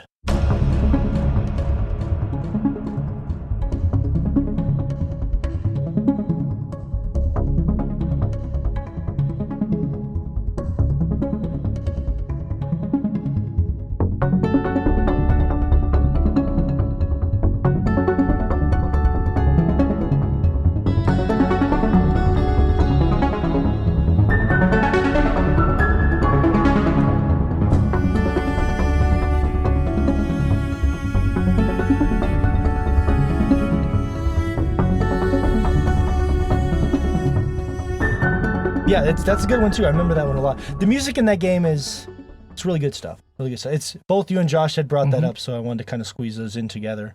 It seems like you guys some fond memories of Into the Breach. Yeah. So this one surprised me a little bit. Shay Layton sent me a sample that actually surprised me. And it was from C.O. Thievin. And as I prepared here, Shay, I guess I shouldn't be surprised because you're a pirate nerd, right? Yeah. It's just the music is very, like, parts of that soundtrack are super relaxing. And when you're hitting the waves and you and your crew or even by yourself are just going to a specific location, that music just really sets you in the mood. Like, it makes you feel like you're, like, it furthers that experience of you feeling like the sea breeze is hitting your face as you're scanning the horizon, looking at the sun in the middle of the sky, and you just see everything and you're taking in this aquatic vista, so to speak, and the music in that game just adds so much to that experience. However, the one I sent was one of the battle themes, because the battle themes in this game are epic. The fights alone are epic. You're fighting megalodons, you're fighting ghost pirate ships, or you're fighting other players in pirate ships, and the music just, it not only is it a cue that you're getting into a fight, but it tenses you up. It starts that fight or flight response within you. It gets you ready. So the fight music in this game, like all the music in this game, is really good. Say what you will about the lack of different missions or gameplay, what have you, narrative, but the music in this game is sublime. Well, we'll show our listeners and see what they think. This song is called On the Warpath, a few seconds of this theme from Sea of Thieves.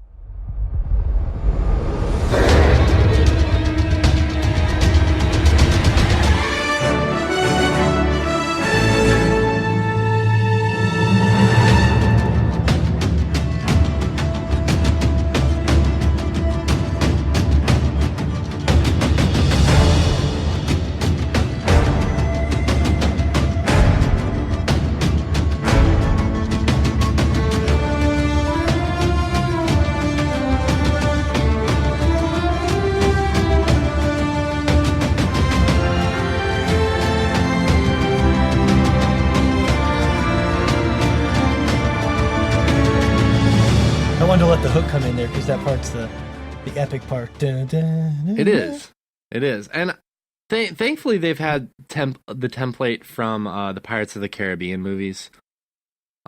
Fortunately, because those soundtracks are incredible. Say what you want about the movies, but the soundtracks are phenomenal, and they fortunately for this game they kind of have that as a template because it seems like, they've kind of made it their own, taken the template from something like Pirates of the Caribbean and just made it their own, and it works very well. Yeah, that's to be honest with you, I didn't hear as much of the music as I would have liked because when we first started playing the game, just so I could hear other pirates better and like my friends better, for some reason I had turned the music down. And then when I turned it up, I was like, yeah, this stuff's really great. And it was just an accident. I was just wanted to have better clarity. That's fair because like you guys two of you have shown Into the Breach music, and I kind of feel like I missed out because when I was playing that game, I was listening to an album by this guitarist named Nick Johnston, and I was just obsessed with this album during the time that I was playing this game. So I actually didn't listen to much of the music. I was just listening to this album a majority of the time. And so actually now when I listen to that Johnston album, was actually this. Nick Johnston was the soundtrack for Into the Breach. That's funny. Yeah, so now when I listen to that album, it immediately reminds me of Into the Breach. So that's interesting. Weird. Well, if you ever get a chance and you're playing it one day, you should crank the volume because the music is damn good.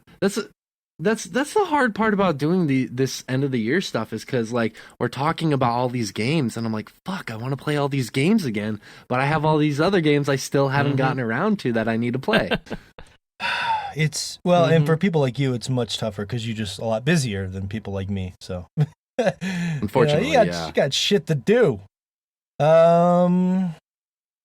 All right, so that's a good. I let that one go a little longer because it's the only Sea of Thieves sample that we have. Now, Josh did send me a couple other ones here. Josh, I think we both have a selection from Celeste because we both really enjoyed that music a lot. I wanted to give you the.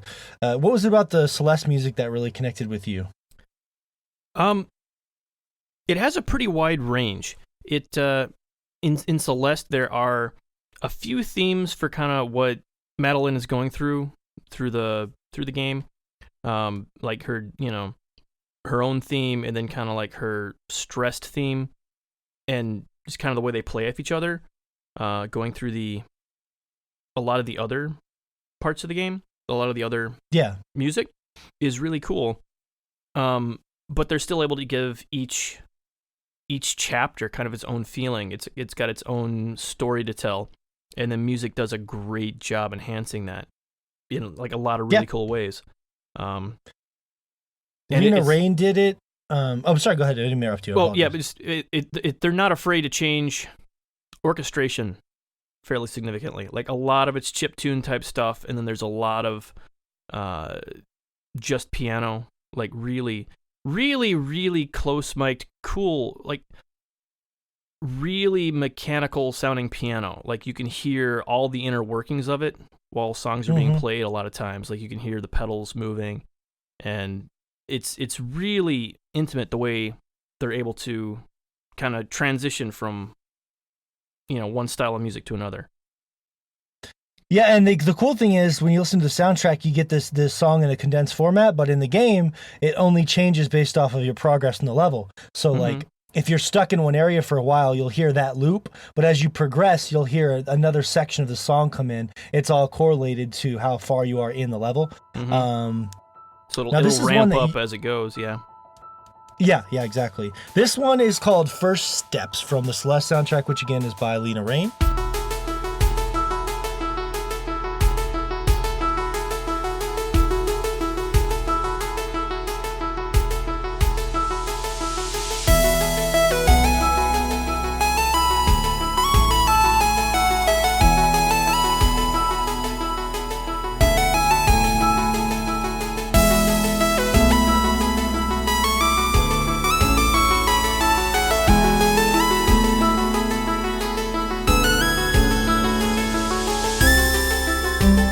So that's First Steps. That probably explains why you like the beginning of the game even more than I did, because that's like the first level, isn't it? Isn't that the first level? Yeah, that's like the first level, and I that's one of the reasons I brought that up, is because it has a lot of the themes that you kind of hear throughout. A lot of the other music is introduced there, so you hear it really clearly before you just start getting little chunks of it stuck in here and there throughout the rest of it. But yeah, I think that's what surprised me the most about the music too, is that like playing the first half of the game, I expected one tone from it, and the piece that I posted from it was from after a very emotional part in the game. It's a really intense level, and the song, let me see.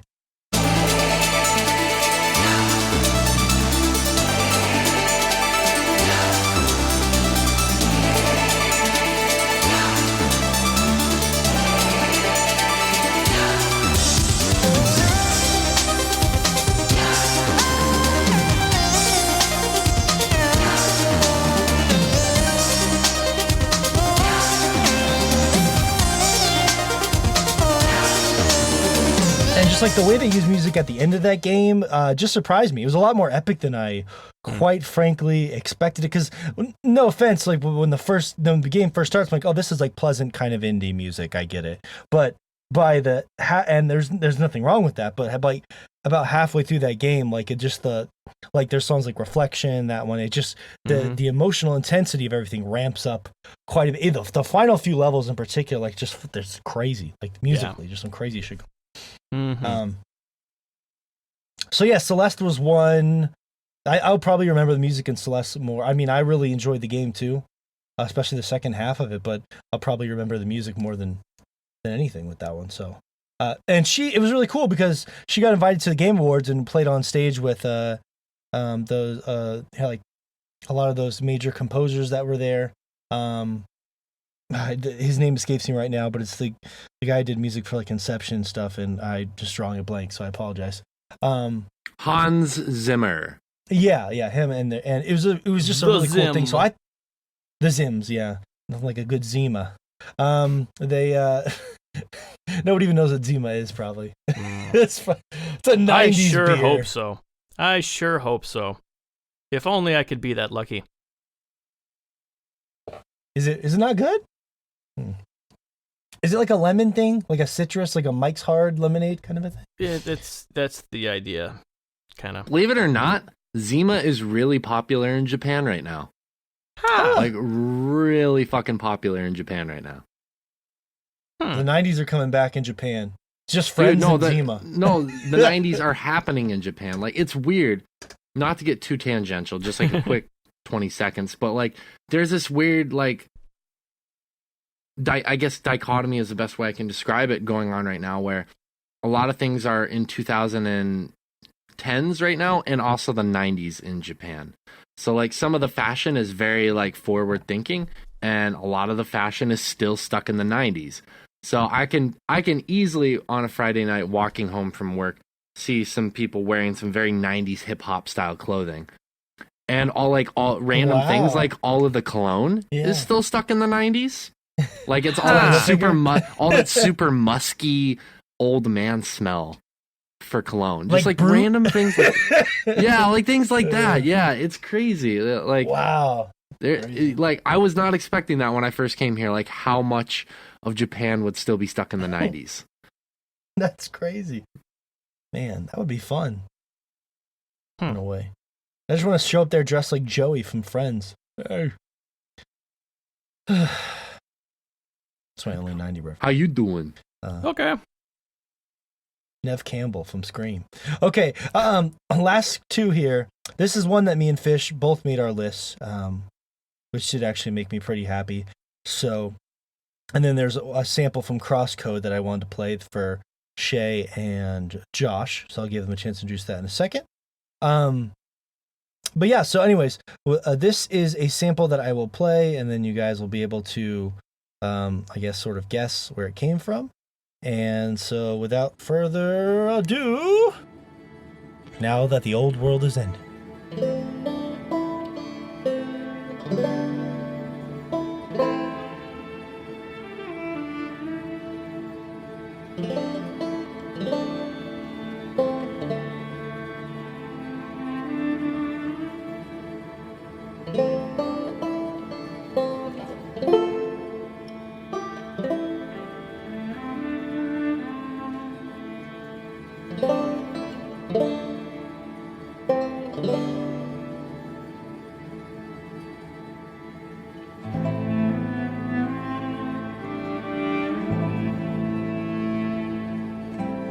That is, of course, from the Far Cry 5 soundtrack by Dan Romer, who also, weirdly enough, did the Maniac soundtrack for Netflix. If you haven't watched the show Maniac, you should. It's very entertaining. He's a composer that I grew a lot of admiration for this year. I think that the soundtrack went unnoticed because of the game it was attached to. Most people are not going to assume that you're going to have a beautiful soundtrack with Far Cry. It's just one of those things I don't think people are going to expect.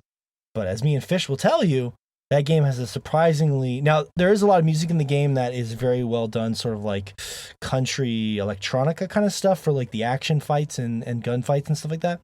Action sequences and gunfights. But like a lot of the menu music and some of the poignant moments after things happen, there's just like this very beautiful melodies like banjos and stuff. And you're just like, where is this coming from? It's just weird. But it complements that warm feeling of hope that they were going for, I guess, if you're buying into that. Definitely, yeah. Yeah, I had definitely had that country type of vibe to it with the banjo being very pronounced in a lot of those different themes that they had in that game. Which, hearing a banjo with like so many wind instruments and string instruments in the background like that, it's something different, but it had like this nuanced type of feel to it that just, I don't know, I appreciated it so much hearing that. No, you're right. Like, I don't think people. I think that I love Far Cry more than most people do. But my guess is that whenever they told him what to make, he was thinking like way more serious. If you've heard his music with Maniac and stuff like that, the music is very earnest in a way that even if the game's not connecting, like it probably is very confusing if the game's not connecting with you at all to have this sort of emotional score with it. So again, I don't mind tones that go all over the place, but yes, it's very strange and unique. It actually stood out to me, not just because I like the music, but it didn't sound like everything else that I was hearing. It's just weird that it was in a Far Cry game. I would have never guessed that. So if for some reason you've never heard it, you should check. And another cool thing I want to say anecdotally is there are songs that play on the radio in that game, like when you're in a car and like in the speakers, like there's these sort of like brainwashed like hymns and stuff that play out of the speakers of the different cult buildings.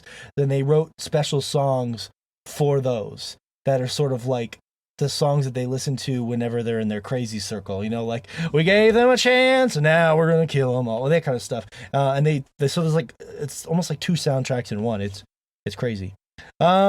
So I'm glad you recognize that, Fish. I'm right there with you. Now this is a song called Autumn's Rise from the Crosscode soundtrack, which is a game that Josh and Shay have already talked about extensively.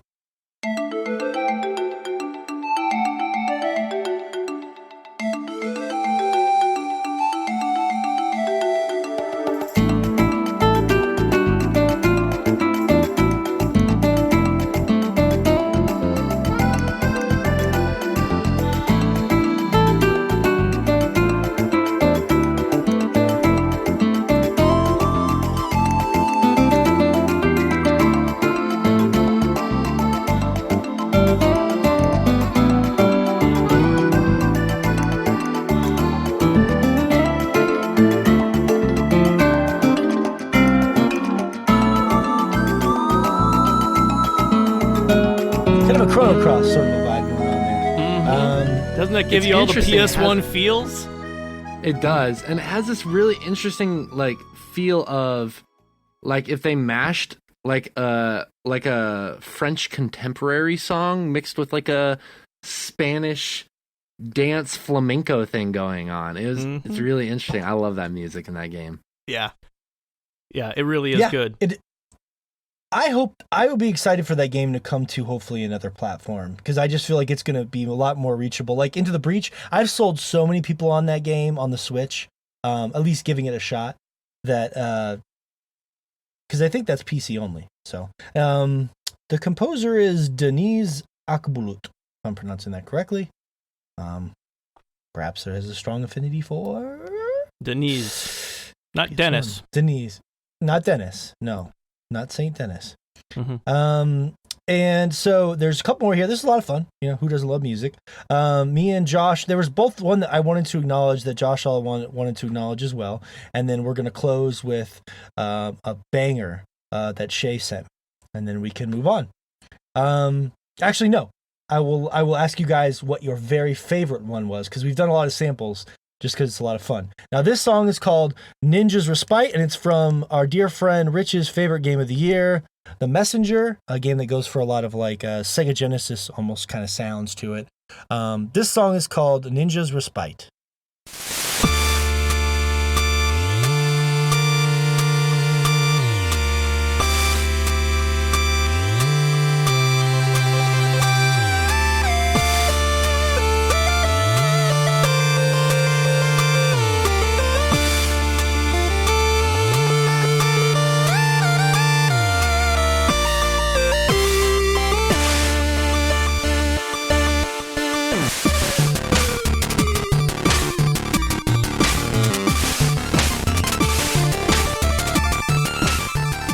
Had to wait for the drop. Yeah, that was a good choice. That alone makes me want to like play that game as soon as these two podcasts are over. I'm probably gonna play that next.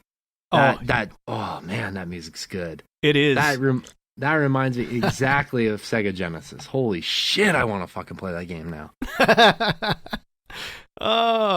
I'm glad that sold you on it. Yeah. That's all it took. That's all. That song. Like, if you guys want to sell me on games, don't talk about the story. Like, I love story, but pick the best music. You will always sell me on a game. I just want to lie and tell Shay everything's. It reminds me a lot of the Sega Genesis. You really got to check out this. Dude, it would work. It would work like the first 5 times. I would be like, oh, Sega? Oh shit, I'm hooked. And like, it's Far Cry 6. I don't see the Sega Genesis. Morgan, gosh darn it, you got me again. I won't fall for this next time.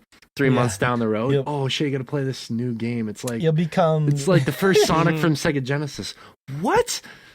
Last time I fell for this, but if I don't try it, I don't know. You know what? I'll try it again. I'll try it again. You'll be way too wise to it at that point. No, it'll take me many times. Well, that's good to know. Okay, well, if that happens to be the case, I actually forgot one, but that's okay. I can save it here for a second because I guess this is my most important one. But I want to know what you guys.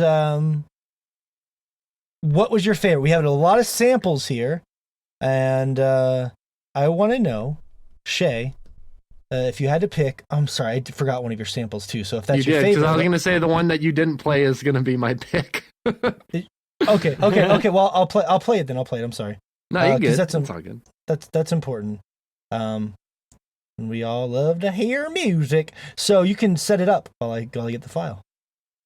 All right. I had a really hard time giving anything else award-wise to this game. Art direction was another one I wanted to give to this game, but obviously my memory of us takes the cake for that. I have really mixed opinions about this game still. I'm giving it a little bit of time, and I'm going to play it again probably at the beginning of next year. It was a difficult game because I absolutely love this studio. I've loved everything I've played from them, and playing this game was a letdown because of my own expectations, nothing that the developers did. And I think the game has a lot to offer. I just need to give it another honest chance. But what the two things that stuck out from the game the most was one, the art direction, obviously, and two was the music. The music in this game is phenomenal. It is, if you, and I talked about it a few weeks ago, it's if you take Bastion and add some metal twist to it. And it even differentiates itself from Bastion and makes it its own game. But the music in this game is incredible. It is the shining moment in this game, bar none.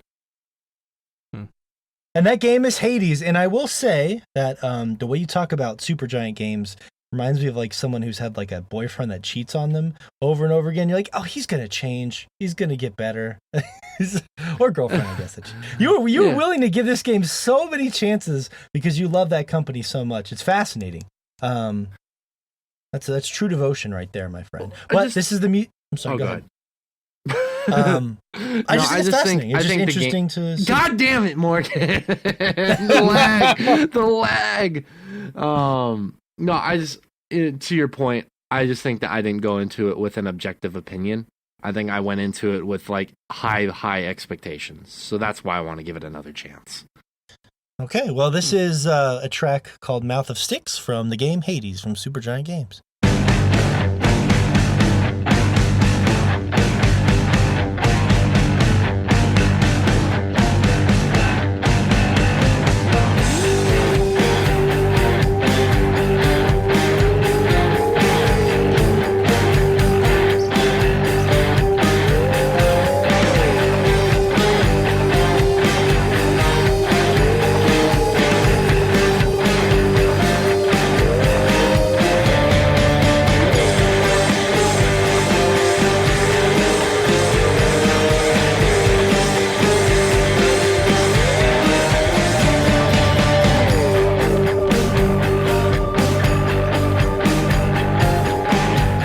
That build for you. It's got a nice build to it. I appreciate it because that's the part like that really gets you in. The I was fourth like, measure? I hope he lets it go to that point because yeah, it's just like it actually reminds me of and this is going to be a very obscure reference. Morgan did his first solo album about 4 years ago now, and I remember this was shortly after our first band had broken up, and I was in Australia at this time, and I remember, or it was right before Australia. He was sending me some of his demos to be like, "Hey, give me your honest opinion." And he had the song called "The Climb," and it just slowly peaks and peaks and peaks and peaks and peaks and peaks, and that's what this song really reminds me of. Not necessarily the sound of your song, Morgan, but just like that style of like it starts really subtle and then just peaks and peaks and peaks and peaks and peaks, and this album, the soundtrack really goes for feel in the game, and that's why it draws me in so much. Like if you're doing some like kind of rudimentary grinding, it has some really peaceful, relaxing, fun music for that. But then when you're really getting into it, you're fighting the bosses and stuff. The music is very, very good at being atmospheric and just fucking hammering you in there. So I love the soundtrack in this game, and that song, I remember hearing it, and I was just like, Super Giant's going metal. I love it. I was so happy about it. So, yeah. Yeah, dark and heavy. Yeah. It's definitely my favorite part of. We'll talk about Hades again some other day, but it's definitely good stuff. It's weird. It sounds like their other music, but like heavy. It's got electric guitars in it. It's wild. Exactly. Exactly. Like they kept their personality there in the music, but they infused it with something slightly different to fit the narrative of this game. Mm-hmm. Amen. Josh, so of the selections that we played from you and that you talked about, if you had to settle on one, what would you go with? Like a single song or what? Or no, I mean like a soundtrack. Okay. So those are samples from it. Or, by the way, no one's used their tie yet, which I think is fascinating. Just wanted to say that. Yeah, I've tried to avoid it because last year was all ties. Everyone had a tie for every category, and it was unreal. How many times they tried to say that it wasn't really a tie, but it was, a tie.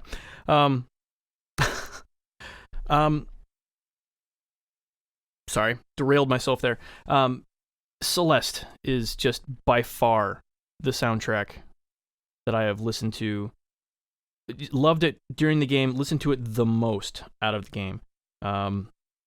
Because one really cool thing through there is the normal mode of the game, just playing through the story the first time to kind of get what's going on, and it's pretty easy to get through.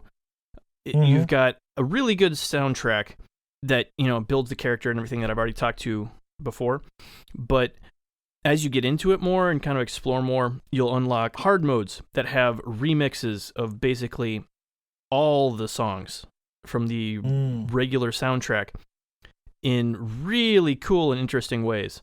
And it gives the soundtrack to that game so much depth. Like it was already an amazing soundtrack before. Just going through the first time and just what you see just from finishing the game is amazing.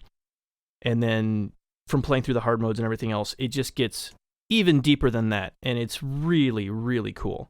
It's absolutely the game that I've listened to the most this year, by a lot.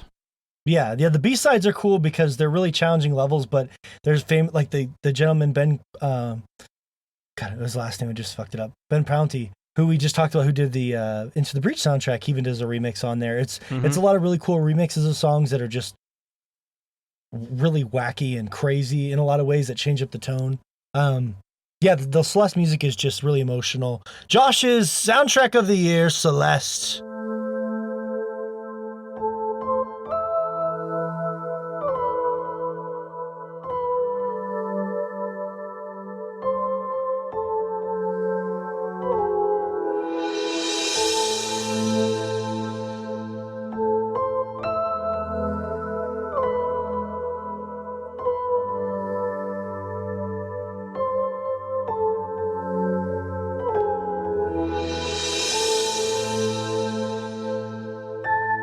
Emotional stuff. It's an emotional, and that song has a beat drop in it too, where it's just like, Fish, soundtrack of the year. What are you gonna go with if you got to settle on something? Man, that's tough because Josh really sold me on Celeste there, but I have to go with what game actually stuck out to me the most with its soundtrack, and frankly was a fucking surprise to hear it from a Far Cry game, but the Far Cry soundtrack definitely sticks out the most to me this year. Just because of it almost has no right to be that good in that game. In a way. It's kind of true, I guess. Kind of, yeah. But it also, like you said earlier, Morgan, it complements what's going on in that world in a weird way. And there's also a lot on the actual game's soundtrack that I think came with the collector's edition, or I didn't get it in the regular edition, so I'm sure it came with the collector's, but there's actually vocalists as well, and there's multiple different vocalists in that game, or in that on that soundtrack, and some of them are actually really good too. And I'm just surprised that Dan Romer can produce stuff like that with vocalists, and yet some of them come off a little cheesy and not as well thought out, but others definitely. Well, I think they were intentionally cheesy because they were like the cult music, so I feel like right. Yes, I agree. Yeah. It almost reminded me of like church music. No offense to church music people, but because they were going for like that church vibe, like we're gonna, because they were like a religious cult, a vague religious cult. I wonder what religion they were worshiping. All right, Far Cry. Woo! I'm so proud of you, Fish, for hanging in there. I'm not the only one. I have a lot of people messaging me about the Far Cry soundtrack, and they tell me that I'm not crazy. So if you're one of those people that have, I love you. And if you're one of those people that hated the game and turned the music off, you're missing out. So that's my tie to Fish. Far Cry 5 was a tie with one of the most influential soundtracks I've ever heard in my life, which is, of course...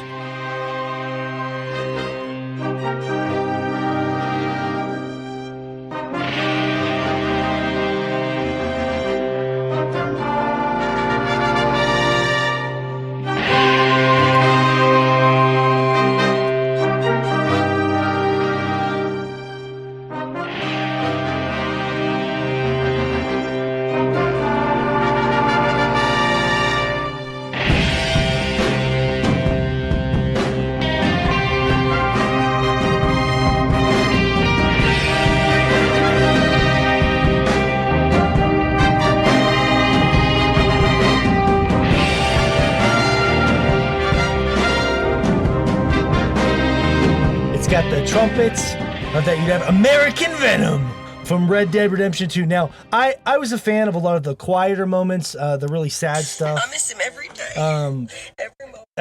What's that, the NFL theme song? Come on! That just... You cut my soul. Da, da, da, da. Are you ready for some football? Da, da, da, da. That soundtrack is just like 75. A lot of people get fixated on the songs at the end, which are like these vocal tracks that play during these very emotional moments. And those are fine. But I think it's going to be kind of too meandering and wandery for most people, which I think is a shame. So that would be my tie, Red Dead Redemption 2 and Far Cry 5. I'm right there with you, Fish. All right, so that was a lot of good music that we listened to, and that was a lot of fun. It was. It was a lot of fun. So that's going to be a really brutal argument later, I can already tell. Is it okay if I say my favorite soundtrack? Is that okay? You did. You said it was Hades. Okay, just making sure. I just want to make sure that's very clear that it's Hades. Now we can move on. For the record, all of the soundtracks Shay sent me were from the last 3 weeks, so might be a little recency bias there.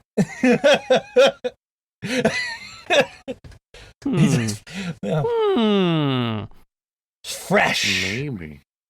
Suspicious.